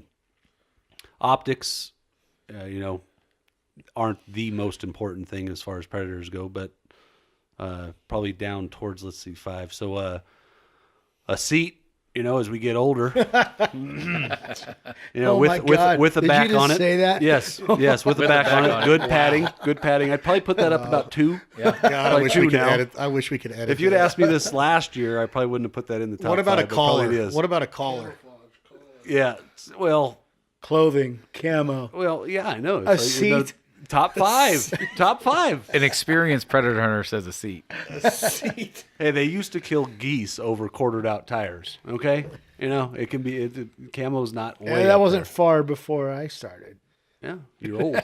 You're old. You're an old man. Well, when you say a seat, you're we're not. you want to talking- be get not- serious. You want to be comfortable on stand. Well, we're right? not talking about a lawn chair or something that you kick back on. It's something that swivels, something that because here's the deal is that you can always have the mindset, I'm just going to place my butt right here next to this tree or next to this sagebrush. But turkey vests have always, they've been designed to have a seat that unbuckles and flaps down. When you're in a duck hunt, you literally have a bench or a ground blind sometimes that is literally like laying in a bed. When you're on a deer stand, it's not like they make them to where you just stand up the whole day. You might be on stand 7 or 8 hours, and a deer stand has a seat on it. So yeah, I understand what you're saying with the seat as far as being able to sit down. And if you're on a bobcat stand and you're committed to 45 minutes, you're going to get in positions in your body sitting there, in your hamstrings, in your butt, in different parts of your body that are going to get uncomfortable. So having a comfortable seat with something that you Yoga. It's very important. The more you think about it, it actually should be in the top 5 because how many times you got up off a stand and your right leg's Oh numb? my God. Right? Or How do when you get back to the truck? Duck hunting or fishing or anything. or when Right. when the animal presents that shot and you're in pain somewhere or you're aggravated somewhere or something's going to sleep on your body, you want to be ready. So I get what you're saying. So Clint's saying a Savage All rifle. right, We buy it. I take it back. We buy it. So he's Ammo and a seat, and we're good to go. Ammo. You get a good pair of shooting sticks, and What sound are you going to make with nothing to make a sound? You know what, Clint? Shooting sticks. That's felt a that question for me. I've had good experiences and bad experiences. What are the best, in your opinion, best type of sticks to use for predator hunting or? Mel Belding Fabrication. I think you should have asked me. Oh shoot! I'm gonna You're defer the to sniper. Alex. Yeah, I should have. Do all outdoors, and plug or not, they make an unbelievable adjustable bipod. I don't like the tripod. The monos are good if you're good enough to use them. Are you good enough to use those? I am. Okay. I shoot a monopod. But the So I do need all a- outdoors probably a bipod, it's bipod. got a V top. It's adjustable at the bottom in 2 different levels. It's the best shooting stick that's ever come out. Do you kind of see where I'm going after with the question, though, is that you don't need a whole lot to go and experience and have fun that's on a why it's predator such a hunt. great activity. Right. Yeah. Right. To boil it down, your dad's Savage with some ammo that you stole from him. Let's talk about a call. I mean, I think the guys that are sitting at this table, if we were just to go hunt for fun, would probably hand call, mouth call. But, a good e-caller, a good Mojo Double Trouble or Super Critter or something like that. Huge question there real quick. I want to interrupt you. Does it take you out of the hunt mentally if you're not myself, if I was a duck hunter and I didn't have the calling aspect of it, and I don't mean to sound like I'm on a high horse of like, I don't want to go on a duck hunt where I don't get to use my call. And maybe I'm not the most proficient caller in the world. Maybe I suck, but I don't want to go on a duck hunt unless I get to. So if I'm on a predator stand, does it take me out of it emotionally and mentally if I just have this sound box out there rocking? I think ego-wise, to call one in with a hand call, there's nothing else. It's like tying your own flies. Anybody can push the button. Old number one. But your success rate, I think the success rate goes up with an e-collar. And maybe if I did more cardio, like Jim said, but I don't want to blow that open read call for 15 minutes in a row. I do. Yeah, I know you do. And there's no greater high than tricking one on a mouth call. Let me just stop you about the calling. And I wish you could, maybe you can't, I don't even know the rules, have an electronic duck caller. But when Chad Belding lived with me, he would walk around the house blowing a duck call with clothes on. 8 hours a day. And it finally wore on me after about 20 days. Try it with a goose call in the studio, God. 8 hours a day. But when we're talking about calls, back to seriousness, we were talking about calls. I see where Chad's going because I love hand calling. You want to be a part of that hunt. It makes you no greater high. No greater height. But it's a tool. With waterfowl hunting, if you could use a duck electric call, a lot of people would. No, I'm saying if it was used as a tool for asthmatics hunting, and people like that. No, I'm saying as a tool as far as with coyote hunting, there's different aspects of why you would use an e-collar. Wind, putting it upwind. If coyotes come downwind to you, so you want to get that sound away from you. Movement. If you're always calling in right there at your hand, they're going to spot you more apt than if you are using an e-collar that's upwind from you. Chad, it's tough though. There's a learning curve. So it's hard to go out and be unsuccessful. And we all do this with fly fishing and hunting and things like that. How long does it take an average guy to get good at calling coyotes or predators? I mean, I've heard guys blow duck calls in a duck blind that would call in a coyote. And yeah, and I mean that in a serious way of this is that it's all in it. Like I hear some guys duck call, and I was that guy, and I probably still am to some guys that are really awesome duck callers. Is what is he doing? What sound is he making? It doesn't take a whole lot to call a coyote in if you get a little bit high pitched or get some curiosity in their minds. There's a lot that goes into the instincts: when to call, when not to call, when to lip smack, when to bark, stop them. All of that stuff is learned. But in predator hunting, I think it's cool because you can use an open recall, a closed recall, a howler, a dying rabbit, a dying moose calf. There's so many different animals out there that coyotes or wolves or bobcats, high pitched woodpecker sounds or bird sounds can attract coyotes or predators. I look at it like Clay saying as a tool. Yeah, it is. It's, if we're going to argue with the advancement of electronic collars and how realistic they are and how easy they make it, well, then don't use a bow and arrow. Don't use a gun. Throw a rock at them and see if you kill them. Right. Because that's how the caveman would have had to do it. I mean, or go make an arrowhead like our Native Americans did and use that to kill one. Well, I'm not going to argue that it's not advancement. I'm just talking about the emotional impact or the emotional attachment that you have to the sport. When you're a chukar hunter, I don't want to go and sneak up on a bunch of chukar at a guzzler and just smoke them. I want to see a world-class pointing dog work, and that's my pride as a chukar hunter, right? Is your dog. Yeah, my dog is definitely I won't even shoot sometimes after a good point because you're in awe. Because I'm in awe. It is amazing to watch. That's what I was saying, is that the emotional attachment to hunting is what I'm getting after. That's what I want to chase. Well, and what I think that there's so much information out there now with this interweb and things like that social when media. Chad, when Chad and I started duck hunting, there was we watched we almost wore it out. The VHS Duck Commander, Phil and Coco. Yeah. And I remember you started getting on the phone calling it. You found their phone. They should have never put their phone number on the back of that VHS tape. I'm still friends with Phil. Yeah, but we would sit there and watch that and learn how to call, and that was our experience. I don't know if I would hunt. When I went on my first real duck hunt, I've hunted some geese, but wasn't allowed to call with, you guys know who, not going to say names, Mel. But if you over quarter tires, I taught that boy how to hunt. If you remember when I went to the sleeper mine with you guys and I heard Jim Ray hit a little and watched him turn. That's what got me into hunting. And that's why I brought up the question of predator hunting, is that all I ever see now of Clay using is an electronic collar. And a lot of respect goes out to Mike Dillon and Fox Pro guys and Terry Dimon at Mojo. I love all that stuff. I love the innovation. But to me, if I go on if I said, hey, let's go predator hunting tomorrow, and you guys said, well, you're not allowed to hand call, I wouldn't go. There's just nothing in it for me. You've loved it from the beginning, though. Since we started taking you duck hunting, and you would call your mom in the duck boat, or we didn't have cell phones. He'd be like, "Drop me off. I need to hike to that payphone and call my mom because He's not lying. It's gonna get dark." And me and my buddy are just looking at it like, "Is this guy serious?" I'm like, "He kind of is." And but he just loved to call. You did. I mean, you were one of those guys that just like, this guy's gonna be a calling maniac. But and I think that to discount the e-collar, you can be a purist in all forms of sports. You can be a purist in the baseball field and only use a wooden bat, and you can be a purist in archery and only use a recurve bow. I think we're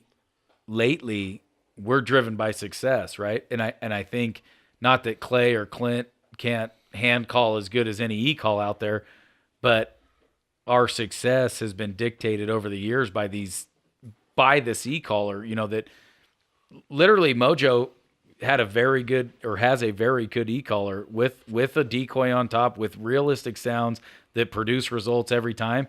And when you go back to our earlier talks of predator management and doing what you're doing, you want to be successful. There's no way decoys work for predator hunting. Well, and You're never going to I was a horrible call. I've never seen him knock him out of a bush. I love roll the tape of the dogs eating Roll the tape. feather. Yeah, I do love an e-call because I don't have with work and kids and sports, I don't have the luxury of getting out and doing it Well, as that's much. back to your And question. so it is nice to pick up an e-call and hit a couple buttons and have some success. Here's the deal with that. Like what you're saying, you asked Chad, how do you get good at it, right? How long does it take? It does take a long time. You got to watch how they it's respond. successful. If you're not successful on one stand, you got to go to the next day. You got to go to the next. It's not going to come overnight, right?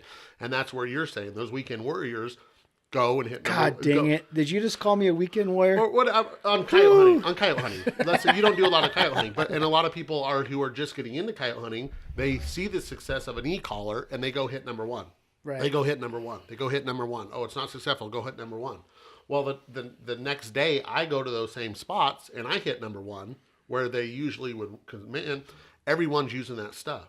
If you take it back to waterfowl hunting, when Bigfoot originally came out, full body decoys. Oh yeah. And everyone bought them. Those my geese gosh. come over, however many years later, they were like, oh, that's a Bigfoot decoy.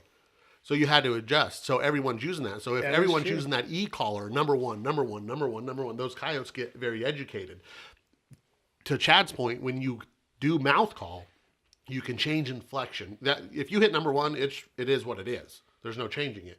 With mouth calling, you can put in a growl, you can put in your own inflection into the sound, you can put in your own intonation to where it makes it your own sound. And when you are successful, that it just success breeds. I don't want people to think my comment was based off of that e-collars are not right, or they shouldn't be used, or it makes it too easy.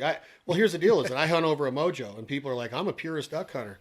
A Mojo's a tool. If I was in a cornfield in North Dakota and I wanted to go kill ducks in the dry corn, I would never kill one if I didn't have a Mojo. Well, that's not a true statement. You can kill them, but when you turn on a Mojo, you're going to have one of the most powerful, memorable hunts of your hunting Remember career. when those first came out? Everybody was like, it was controversy. Yeah, and still now, is. And now everybody's just like, maybe most serious guys have some kind of movement. Well, I mean, deal there's in their a spread. lot of different analogies in hunting, and that's where I'm going with it, is that e-collars are awesome.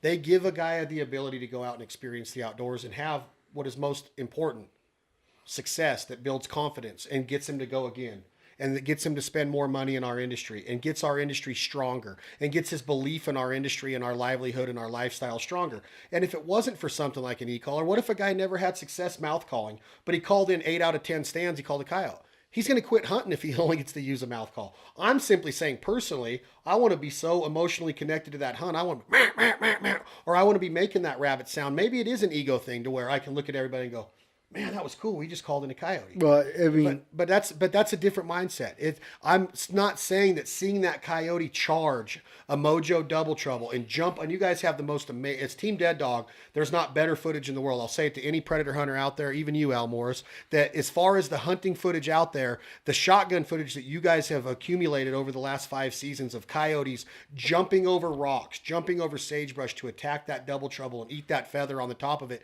It's amazing feeling to see that happen. And it makes your success rate go up. Maybe not in my opinion, because I get so jacked up when they're that close that I might miss with the shotgun. And well, success is a relative term, right? Yeah. What's successful to you? I fly fish quite a bit here in Nevada, and a guy that builds his own rod and ties his own flies has a little bit more feeling of success maybe than a guy that bought a rod and went and bought some store-bought fly. But at the end of the day, you catch a nice fish, it's wonderful, right? I think we're somewhat, I don't want to say missing the boat, but somewhat missing the boat, success. So we're talking about success. We have to catch a fish. We have to kill coyotes. We've got to get the mule deer. How many days? I got to get out of chores. Well, yeah. That's so success how many for me. how You many weekend days warrior. are you truly successful as far as a harvest? And I guarantee you, the amount of days that you harvest, the amount of days that you would say were success, you're going to have a lot more success because the experience, Well, right? and for It's me, the experience. Success is being with my kids Exactly. That's what or I'm my getting at. buddies Right. and just, Right. We've ended more days with nothing in the truck. oh my God. big Sometimes game those hunting, are the most fun days. And those are the ones you remember. Now, of course, you remember the footage. You remember the actual hunt when it does happen. But there's countless days where nothing happened, and that's actually in a lot of people's book, that's success. That is success because how many times have we gone back and told stories at parties and laughed our butts off because of our unsuccessful hunts, misses, whatever it is, Chad, the way we set up, the way you put the decoy instead of downwind, you put it upwind. You put it upwind, and you don't even think about it. So those are memorable. It's just the drive to the spot was the best time of the day. Yeah, you're It's with just your buddies, you're hanging out, and that's success. And the stories that come from those years later are way more important than the harvest. The 30, not even 30 seconds, the millisecond it takes to pull the trigger and see that animal die is not the success. It's back at camp having a beer or whiskey with your buddies, skinning it out, cutting up, having a good time, singing, cooking dinner that night with the fresh cut out backstrap. For sure. And I wish we could tell each other's favorite stories, but they're not okay. Yeah, So Chad's I- conversation was getting into the fulfillment when you do have success and what strategies you employed, right? I mean, and that it depends. It goes back to the whole idea of you do it different ways, right? But Well, if you shoot something with a rifle, a purist bow guy is going to go say you cheated to some degree. There's some guys out there that the only way that you do it is you have to do it with a bow. So I would put that in the same basket as far as e-collar versus mouth call. It comes down to tactics, and you'll forget all of that. The one thing I will say on that subject is you'll forget e-collar, mouth collar, doesn't matter. When that coyote is charging, you forget all that. It doesn't matter. It doesn't matter what tactic you're using it's when getting easier when they come too. in. And one thing I've noticed is like with social media and the availability of information now, it's creating a lot of opportunities for people. And I don't know how I feel about that, good or bad. When I first started duck hunting, there was a couple books you checked out and you tried to learn it that way, but it was mostly experience out in the field. Now there's YouTube videos on everything, Facebook, where to go. I mean, I see guys post spots. I'm like, that body of water's a lot of fish are hitting right now, or I know that mountain range in the back of the picture. I'm going to go shoot birds there next week. I mean, it's crazy. The readiness and the ability to reach a guy like Chad and ask him about, calling a mallard duck. How do you use a duck call? How do you use a goose call? You said it earlier. You guys were trying to call Phil Robertson from the Duck Commander 20 years ago. Not trying to. You were calling. I don't know how he got through. Right. But so now Prank caller. you can DM Clay and say, Clay, what sound were you using yesterday in Northern Nevada to call in a coyote? Chad, at what point do you hit that feed chuckle to get ducks to commit? Whatever that readiness and that availability of information has changed hunting 100%. Yeah, I mean, it's again, it goes right back to our prior thoughts and comments on development and civilization. Everything, you got to keep up with the Joneses. It's crazy. If you're going to go out and take a selfie like Jim Ray does, or post like he's the best barbecue pitmaster in the world, then you better be ready for a whole line of people to be standing outside your house the next day. You know what I'm saying? If you're going to go shoot a bunch of chukar and then post, "Hey, Winnemucca, Nevada," you can't bitch when you see Ormachea is full of 1,000 chukar hunters. That's the way it is today. I should get a sponsor from Ormachea's maybe. Are they open again? Yeah. Oh, nice. Didn't they shut down for a minute? Yep, they've had a couple issues this year, but they're back and running. Oh, good.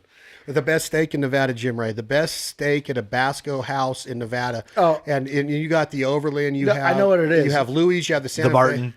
No, it's Really? the Star. The Star and Elko. The Star garlic steak. Yes. I believe with Jim Ray. Star. For all you guys that are listening in Nevada, if you've never had the chicken fried steak at the Martin. What does chicken fried steak have? No, but we're talking about a real steak. We're talking about a real steak. We're not trying to hide inadequacies. Chicken fried steak, breaded up and fried in grease. That's ask a great piece of meat, but you're hiding inadequacies of a poor quality piece of meat. When you ask the waitress what the locals eat at the Basque restaurant at the Martin, it is the chicken fried steak. And I'm only telling you this so you try it next time you go there. The ribeye is great at Sterling's. It's a wonderful establishment. The ribeye is great. Did you guys know that I met Drew Barrymore at Bruno's? When you were 14 years old. And Max Headroom. Yeah, and they were filming a movie called No Way Out. Far From Home. Far from home. And Drew Barrymore was shooting pool next to the Dolly Parton painting in Bruno's, and we shot pool with Drew Barrymore. Cuba Gooding Jr., right? Cuba Junior has a picture out there too. Was that the same movie? No. How did we go from Basque restaurants to Drew Barrymore? Because I want to get into Nevada. Jim Ray, if you are in the town of Ely, where does a guy go to enjoy a nice cold beverage? Wow. Should have called Trevor Marks. Yeah, should have. I don't spend a lot of time in Ely, and of the times I've been there, I probably shouldn't tell you where I was at. I know where you're at. You're freaking chasing our elk.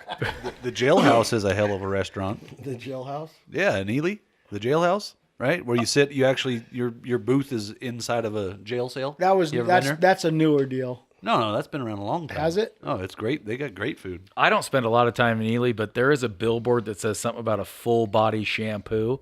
That's where I was. That's what I figured, Jim. Hey, when you talk about the 3-chord cowboy, Alex, what song are you like? What you're talking about a guy that just thinks he can play the guitar and tries it, or what are you referring to there? No.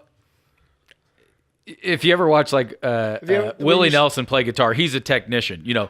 He hits all those crazy high notes and big, just strings of music together. You're talking about My Dog Has Fleas. I'm more talking about the harmony of a song, and that's what Clay has really mastered. It's like Clay's a backup singer in the guitar world. He has the rhythm, and you can definitely sing the song with him, but he's not going to bust off on that solo, and he's not going to argue with me. What does the word gizzards mean to you guys? So you want some gizzards, sweetie? It's kind of a two-sided joke, not really joke, but comment, because that's what we grew up on, man. When my dad would say he was cooking I love chicken gizzards. They're a legit. By the way, I'm not, and I don't know if what you're doing here, trying to segue into the cooking portion of this, which is why I'm here. But questionable. Oh no, gizzards on a Traeger are unbelievable. Just salt, pepper, throw them on there. In a cast iron or right on the grill? On or the foil? grill. Foil? No. They don't fall through? How big are these gizzards? Not quail gizzards. I'm talking about chicken. They're not quail gizzards. Yeah. It's unbelievable. On the same topic of gizzards, Jim, and I want you to answer this because you're the master of these. Lots of Basque restaurants, Basco people. If anybody's wondering why we keep referring to Basco, is that there's a huge Basque settlement in the state of Nevada. Sheep herders came here. French Basque and Spanish Basque had settlements here, and we have a lot of towns, communities that have Basque restaurants in them from all along the I-80 corridor, down the 50 corridor, south of Reno and in Gardnerville. There's a place that, known for its Basque heritage. In the town of Reno, right in downtown, we have the Santa Fe, we have Louis. What is a sweetbread? All right. So, I'll give you a little backstory on these restaurants. All started, you go to most of the legitimate Basque restaurants in Nevada, and there's usually a hotel involved. And what used to happen is they would ring a bell or do something, and everybody would come down and they'd seat everybody together for dinner time, from the guests and whoever was at the bar. And people show up. I go to a few places every week, and they just seat random people with you, and people are like, "What? This is weird." And then by the end of the meal, you're talking about kids and family and all kinds of, it's Basque style dining. And so that's how those kind of got started. And they're very popular up here in Northern Nevada. We have quite a few Basque restaurants. But sweetbreads, back to your question, is the thymus gland of a cow. So those neck glands, yep, that's what they are. And they're delicious. So you're literally taking the gland out of a cow's throat and you're cutting it up. And my favorite recipe is the saute recipe with green onions. And you do it. You've prepared this for me before. So what you do is you boil them first, and because there's a membrane that comes around these glands. You boil them, you peel the membrane, and then you saute them with peppers, onions, garlic. But first you flour the sweetbreads, throw them in and brown them. And then you pour in a little white wine and make a sauce in that. And it's basic, simple, and delicious. I assume very low in fat and cholesterol. Oh, it's on that keto diet, I think. Garlic was the key. Basque restaurants, garlic is the number one key. It's the best thing in the world. They parboil it first, so they don't burn it and make it bitter most places. What you wanted to segue into a cooking deal, and you made the comment the other night during the University of Nevada Reno win over Cincinnati, ranked number 7 in the country. They're getting ready to go on at 4 Two more hours. Yep. 2.5 hours. Yep. Who do we play today? University of Chicago, Illinois. What is it? Loyola, Chicago. And the only thing I'm afraid of is that nun has been praying, and she's been winning. She's been winning. There's no doubt. I'm a little scared of her. If you, God, What? You're I've not? never heard anybody say he's scared of a nun. Oh, you've never? I thought you went to Catholic school. That's just true of the ruler. Traeger's become synonymous with us. We're partnered with Traeger. We believe in Traeger. We've been educated by Chad Ward and top pit masters from across the country. And we don't want to say like we're the best there is, because anybody can go grill. That's what America's built on, is backyard parties and picnics and grilling and putting hot dogs on a grill at a park and watching your kids swim, whatever it is. So I think that what's cool about a Traeger is that it's made you want to become better at, because you can do everything on it. Traeger's made food better. It makes food better. My dad used to cook chicken and ribs, and I ate so much medium rare chicken in my day that was blackened on the outside. I don't know how I survived it. It's funny. Something that It's just hit me. obviously- You guys brought up this Traeger segment. This is exactly equivalent to the e-collar versus mouth call. That's Well, all I need to say. It made the whole I world disagree. easier, right? yeah, I disagree. So when There's- you want to start knocking an e-collar, No, you better start there's- knocking Traeger. Tom, will you please unplug Clint's microphone? Yeah, I disagree. Right? There's Genius, right? There's Genius. been Genius. two big food items in my that are life changers in my life. And one of Metamucil. them is Traeger, And the other is? Metamucil. And that's Yeah, Traeger. I don't know what Metamucil is. Traeger Did you just is say what's going Metamucil? in. Metamucil is what's going out. And I'll get You marinate your meat in Metamucil? I'm lost. no. It's a finished product deal. His book is going to be called Traeger. He had this whole planned out the other night that he's literally his top 2 things that have Changed my life. changed his life, and made him more of a man are Metamucil and a Traeger. They haven't made me I think more I than His understand. wife, not his kids. They've made me a better person. Are you insinuating that your consumption of meat has raised so high because of the Traeger that now you need Metamucil because you're not eating salad anymore? Pretty much. Could be. Yes. Or because you're old? So Jim, the best recipe that you've ever done, and I'm sure that anybody that's ever had it in our circle would agree, is the deboned speckle belly goose. We did it a couple months ago on the Traeger. So good. To watch you work and debone it and then sew it back together, stuff it with the wild rice, put it on that Traeger. The Traeger really is. I mean, everybody's like, you guys are just promoting them because they pay you. No, I disagree. So Go anywhere in the country right now. Go to a Costco on a Sunday and watch how many pickups drive away with the Traeger on it. and proof's there's in plenty the of pudding. these pellet grills or whatever. I'm sure they're all okay. I came over here and I had dinner one night and I'm like, what is this deal you got? And he's like, it's a Traeger. I'm like, what is that? And he was cooking up some food and I'm just like, I had been using a big pot grill. Smoker. Nope, just a grill. open grill and throwing oak. I'd go buy boxes of oak and throw it on there, and I had a rotisserie and I'd cook lamb or beef, chicken on top on rotisserie, and I built it myself. I had a guy weld it all up for me just to get that smoke flavor, and it was labor intensive.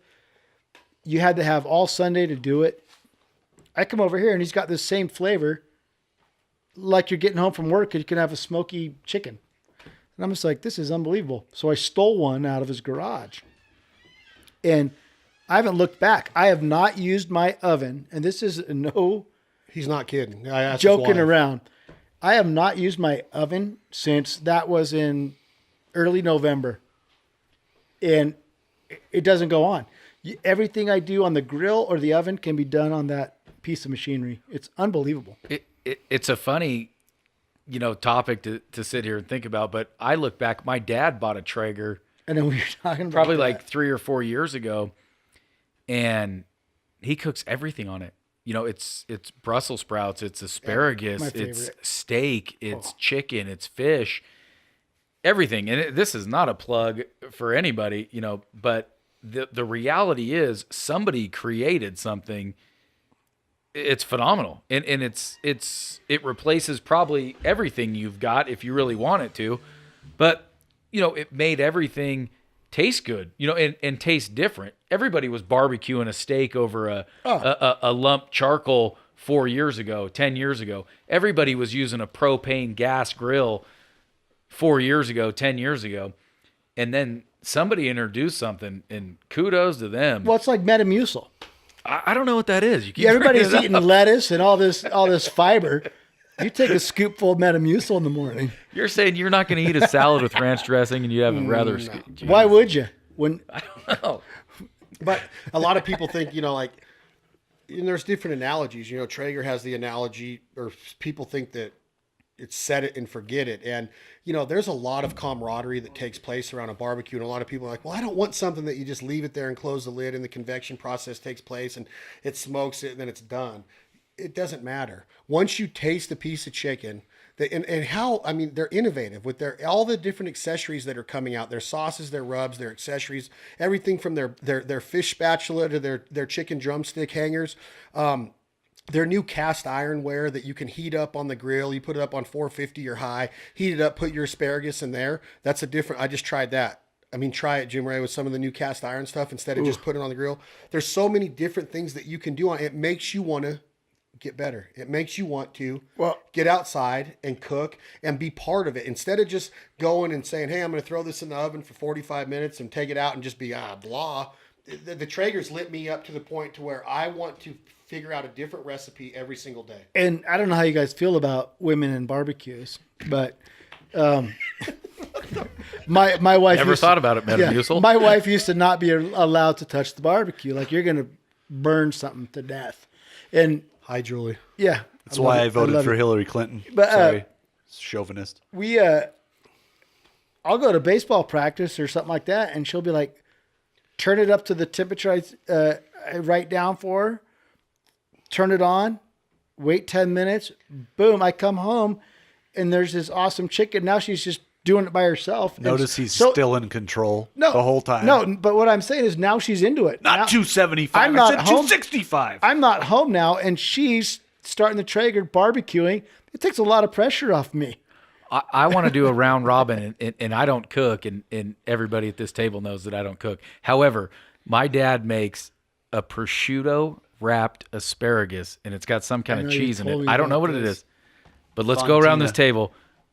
That's the best Traeger recipe I've ever tried that my dad made and he makes it all the time, is a prosciutto wrapped asparagus with some kind of cheese in it. Jim, what's your go-to recipe? Oof. I would say the easiest, most fun, everybody appreciates recipe is chicken wings.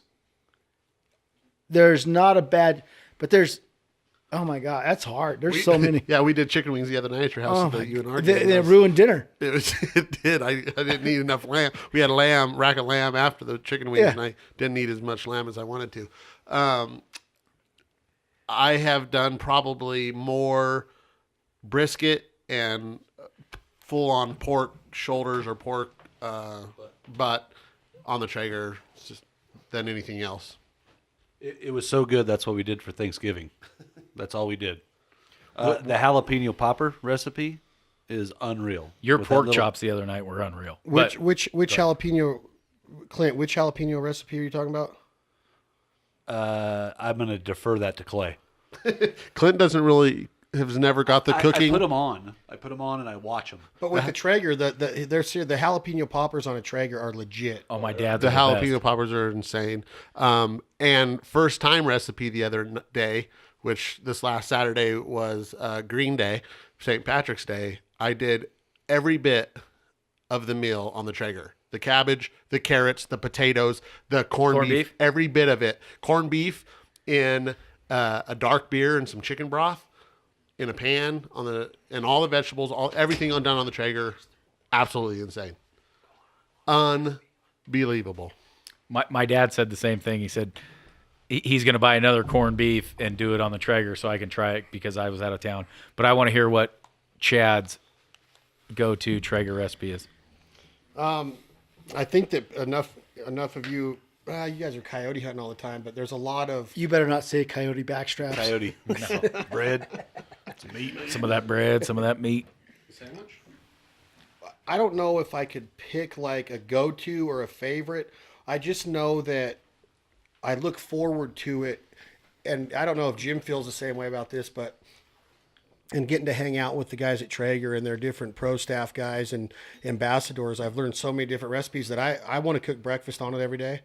I want to cook lunch on it every day. I want to cook, and I wish that it was easy for us to have a Traeger in our truck. They have the tailgater in the back with that you can do that stuff, but just the Traeger needs to open up a line of restaurants that you could pull into a drive-through, because any time of day is my point that you can do stuff. They gave me this recipe in a cupcake tin. Okay, you put a little tiny bit of oil around each cup. Take a piece of bacon and put it around the perimeter of each cup, so the bacon's sitting in there in a circle.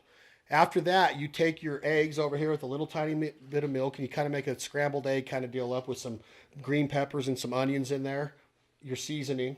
You pour that right in between. This is keto. Yeah, you pour that right in between right into the cup with the baking surrounding the perimeter.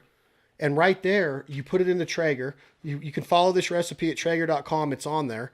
You'll also be able to find a lot of these recipes at thefoullife.tv.com. But you just put it in there, set it and forget it. Take it out. It's unbelievable. Smoked egg tasting I'm doing with that bacon around. tonight. It's amazing. So just innovative ideas like that. I'm not saying that they invented it. I'm not saying that they were the first ones to ever cook bacon on a grill, but the Traeger makes it so easy and so memorable of how good the food is. I've never heard anybody go, "Wow, that sucks." And Alex asked me the question of what's your favorite recipe. My favorite experience was Joel Wicker and I, Prairie Wings Duck Camp this year. Brandon Adams he has a huge passion for duck hunting, but he doesn't like to eat duck. He's always like, "I won't eat it." take it. You guys can have it. And I'm like, dude, just eat duck. So we made this duck recipe on the Traeger that we call Nerf footballs. And I honestly took it from Jim Ray's deboned duck, but it's kind of along the same lines as that. But it's an amazing recipe. And you can find that on our websites as well. But Brandon comes in, I'm cutting it up, medium rare duck, not overcooked, perfect off the Traeger. He grabs it and he literally looks at me from across the counter and accuses me of lying and says that it's beef tenderloin. And I said, dude, I look at Joel, who's 6'3", one of the best looking dudes in Arkansas, and I go, Joel. Which is not easy to do. Well, you were Pretty easy in to town do. too. That's But weird. Joel goes, Brandon, and Joel and Brandon are tight friends for years, and Brandon would not believe us that it was duck. And I'm not saying that you can't make duck taste good anyway, but I have so much confidence on that Traeger Pro 34 or the Timberline 850, whatever it is, it's legit. So that story just tells you right there. Now, Brandon, when I'm at Prairie Wings and I'm with Brandon, he's cooked that duck the same exact way that you made it on that Traeger last night. Don't change a thing. And he's like, and so I might vary a tiny bit, but he's into it now. And that is what's awesome about a brand like Traeger, is that they make you want to get better as a grillsman. They make you want to get better as a provider. They make you want to come up with out-of-the-box thinking and ideas. And I know that you've done it, Jim, with your recipes, is that you want people to go, man, that's an unbelievable meal. And that's what Traeger's all about to me, is that they've given us the ability to, and again, people are going to say, you guys are just doing this Traeger segment. They didn't pay for this podcast. They have not. We can ask Danny or Tyler or Chad or anybody at Traeger. They're not paying for this podcast. We simply have a lot of love and passion for a Traeger. And Clint, he gets a bad rap as a cook because there's a lot of well done meat that comes out of his house. A lot of stuff that's that. Go ahead, Clint. You want to rebut? Well, when I make jerky, It's a great jerky. He's mastered the art of blackening. I'll tell you what though, I mean, before like this, when I got that Traeger, I started putting everything on Facebook. And all my friends on Facebook that I run into are like, holy, are you sponsored by Traeger or something? I'm like, no. Remember when I found out about Metamucil and I was putting all those posts on? It's the same deal. This When thing you is find a product that it's works. life-changing, and I just want to share what's making my life better. And it's one of those things to where, people are like, what is. I'm leaving the Traeger discussion right here because it's literally right now. I keep hitting that microphone because I don't know the exact aesthetics of it. he's passionate. It's 1:37 Pacific time. We have a couple hours before Nevada Wolfpack goes up against. What is this? A Sweet 16? Yeah. And we're getting ready to. Loyola, If we win this, we go to the Chicago. Elite Eight, and we're probably going to face Kentucky Kentucky in the 8, in the Elite Eight. and then it's And probably we're going to end actually- up at Kansas in Did the you guys see final the deal? championship. They re-ranked the Sweet 16. Yeah, Did you see that that was deal? awesome. Based on previous rankings should and have how been a they've done in the 2 seed. tournament, we're ranked ahead of Kentucky. So you win this All right, game, we're talking to you, you but don't never know. jinx it. I don't want to jinx it. But people are, why the podcast, Chad? Why, I've walked into places and in different situations and seen, not name dropping or anything, but you see Rick Revilio sitting in the Prospectors Club or at Woody's one day, and he's over there talking to Joe DeRico, or he's over there talking to Gary Carano or somebody, and you're just like, man, I wonder what they're talking about. And to me, that's what a podcast is. We're not getting on these microphones on a Thursday afternoon right now and trying to solve the world's problems. We're not sitting here trying to preach to somebody that you better believe in what we're saying. We're simply having a conversation in things that are going through our minds, things that are playing out in our everyday lives, from work to hunting to barbecuing to politics to family to kids to sports, whatever it is. This is what we are. This is what we do. It's not like we're sitting in some cave every day and we just pop out and we go and kill an animal. We're living an everyday life. We come from all of these different walks of life. Like I said, Alex is in the transportation business. Jim is in the insurance business. My brother Clint has a master's degree in physical therapy. He's a sharp cat. He could have been a doctor, no problem if he wanted to, but he loves putting his hands on guys. I know that sounds weird, but he literally can And old women.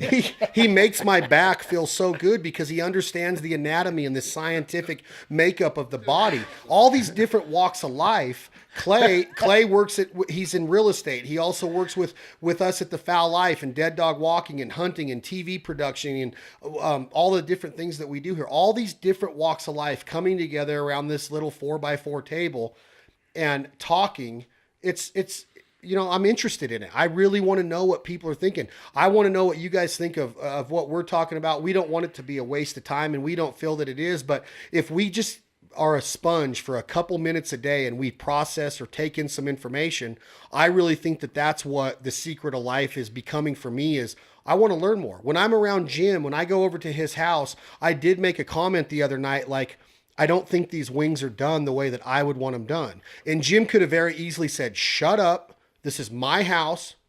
This is going to be done my way. But instead, we compromised. He said, you know what? Maybe and they turned out better, right? But here we go.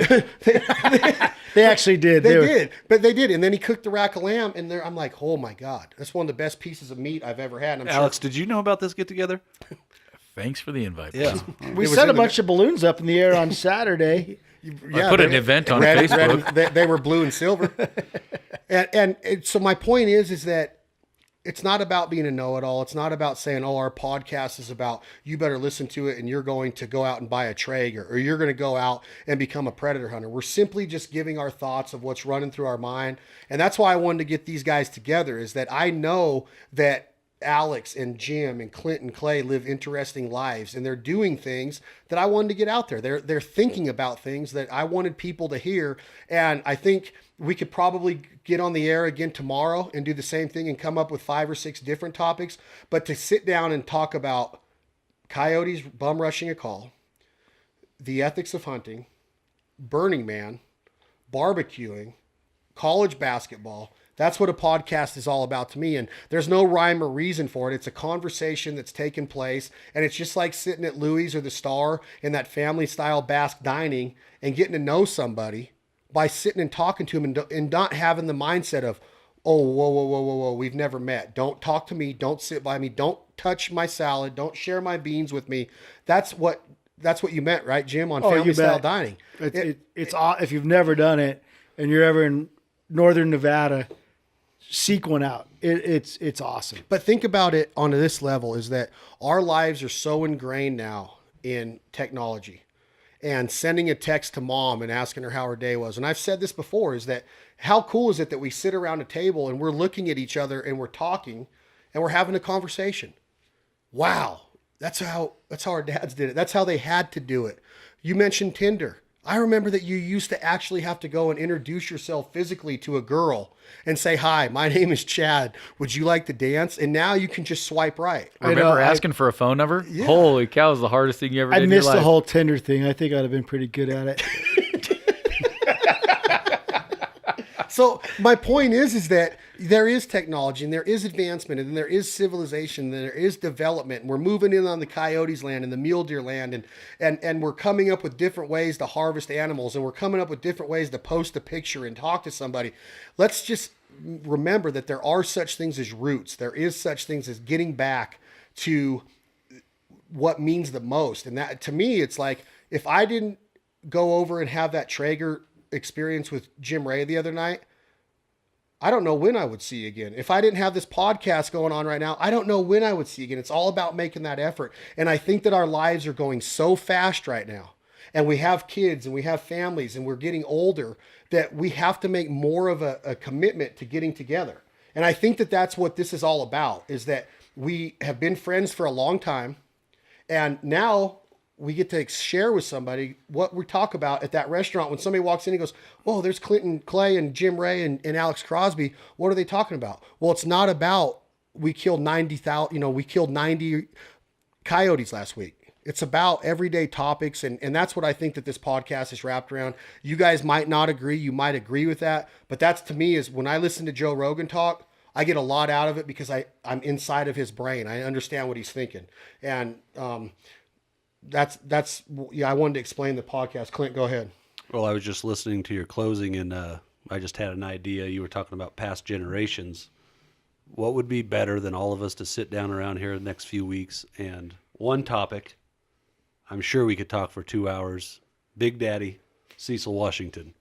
Could we sit around, you talk about people that if you would have sat around a campfire with somebody and listened to the stories of a man who's now 92 years old and the life he lived, what would be better than sharing that experience and having how many people be able to relate to that and know somebody in their family that had those types of stories? You'd have to have that picture of him back in the 70s or whatever when he's got that, he's a lumberjack and he's got that big Carhartt jacket on, fifth of Johnny Walker in one pocket, fifth of Mad Dog in the other. You got to have that picture up there for that. And yeah, and reality TV and back in the MTV days of the Osbournes, like, did you really think that we'd ever get inside Ozzy Osbourne's house?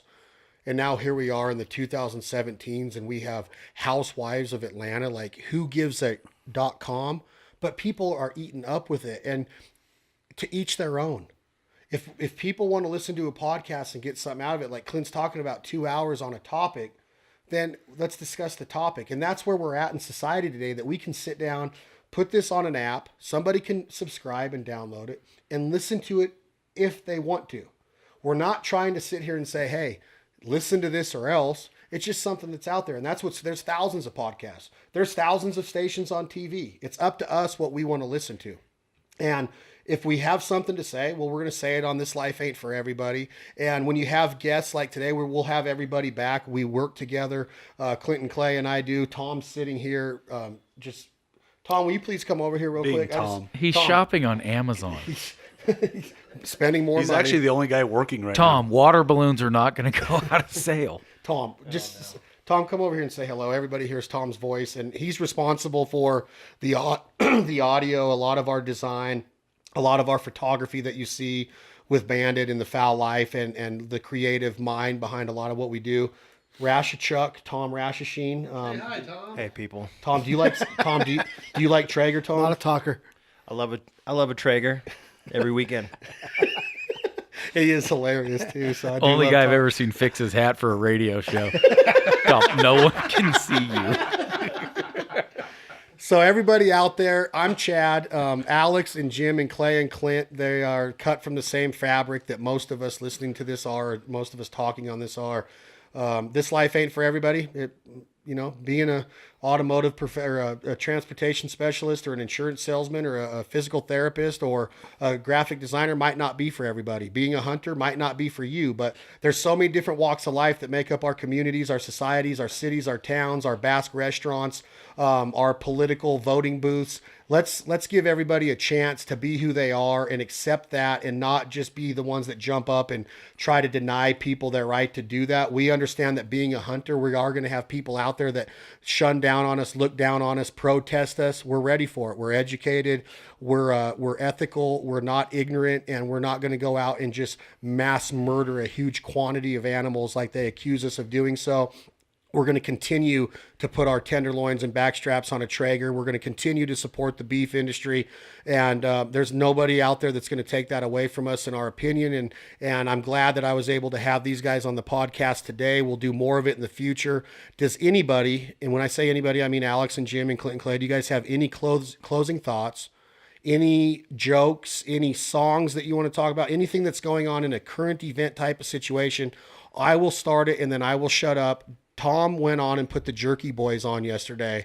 And when I heard Sal Rosenberg and I heard Frank Rizzo, Saul Rosenberg, when I was like 1994, UNLV baseball, Ryan Plughoff, Stacy Kleiner, and me listening to the Jerky Boys, it brought back memories. And I sat here with Tom for 15 minutes and laughed my butt off at 3 or 4 skits.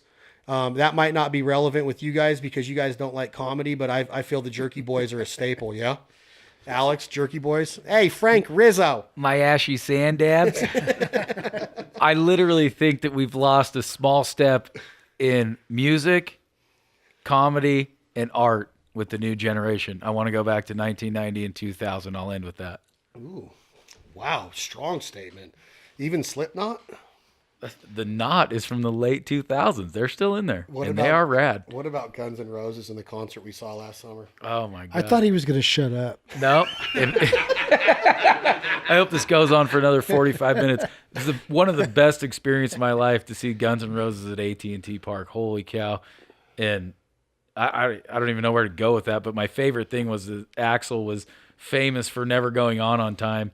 And we sat in that parking lot and we drank beers on the back of your truck, and all of a sudden we could hear the guitars playing, and we're like, What is going on? And we ran into AT&T Park. We missed probably a minute and a half of night train, and I was pissed, but it was unbelievable. Once again, I wasn't invited to that. It wasn't either, night train. I think was you- it? I it was. think It was. Alex Yeah, it was. is- I think it was. Alex is absolutely missing the mark. The only thing I want back from the 90s is my hair. I My go to the physique. grocery store down. These girls are wearing yoga pants. We were in the grunge. I have We yoga had pants on. sweatpants and hoodies. You didn't know what you were getting until you got home. I never said that anything changed or is bad about girls. I said music, Chill art, out, and Jim. comedy, Jim. I don't want to go back to the Jim, 90s. Chad's wearing yoga pants right now. You would never seen that in the 90s. No, I'm not. I think these They're are officially Oakley- called joggers. They're Oakley sweatpants, and they're very stylish on my quadriceps. Right, Jim? You're glued. Yes, they are. Like, so the Jerky Boys didn't ring a bell for anybody. Was I way Oh, I off? love the Jerky Boys. I mean, I was burnt about my face, breast, chest, neck, and head. Those guys? She's up there slapping these guys around with a hop mop. I got to fire her ass off the roof. What are She you knows talking what about, the the hell jerky she's boys? I could do talking this whole about. thing all day long. walk across the beach and step on piss clams. I say you buy the fucking I sell things, huh? You bring in a tank, I'll sell them. Do I need to Jim, bring do you my have a- shoes and glasses? Jim, do you have any more closing thoughts before somebody drops an F-bomb? 555 5785. Is there If this any- goes any longer, there is going to be an F-bomb. Jim, so the last thing that I assume you're going to say is that you're going to cook something for us right now on a Traeger? You bet. All right. Whatever's thought out. Everybody, I appreciate everybody listening to This Life Ain't For Everybody. I'm proud of it. I'm proud of our guests today, our friendships, our association, our professional lives, our families. And that's what our communities are still built around, in my opinion. Let's get back to our roots. Let's say hello more often. Let's be more open-minded to learning about people. And let's just keep living life and kicking butt, kicking ass every single day. Alex, Jim, Clint, Clay, thank you. Tom, play us out. This Life Ain't For Everybody. This is my good friend, and I was going to go into this. I was on the phone with him earlier, Leith Lofton. He's going to be singing What You Gonna Do When the Money's All Gone, written by him and our other good friend, Drake White. We have a lot of pride in our music friends here. Tom, play us out. Y'all go download Leith Lofton and Drake White. I'd rather be poor living off in a hole than rich as hell without a soul. Life on earth won't last that long. What you gonna do when the money's all gone? Say life on earth won't last that long. What you gonna do when the money's all gone?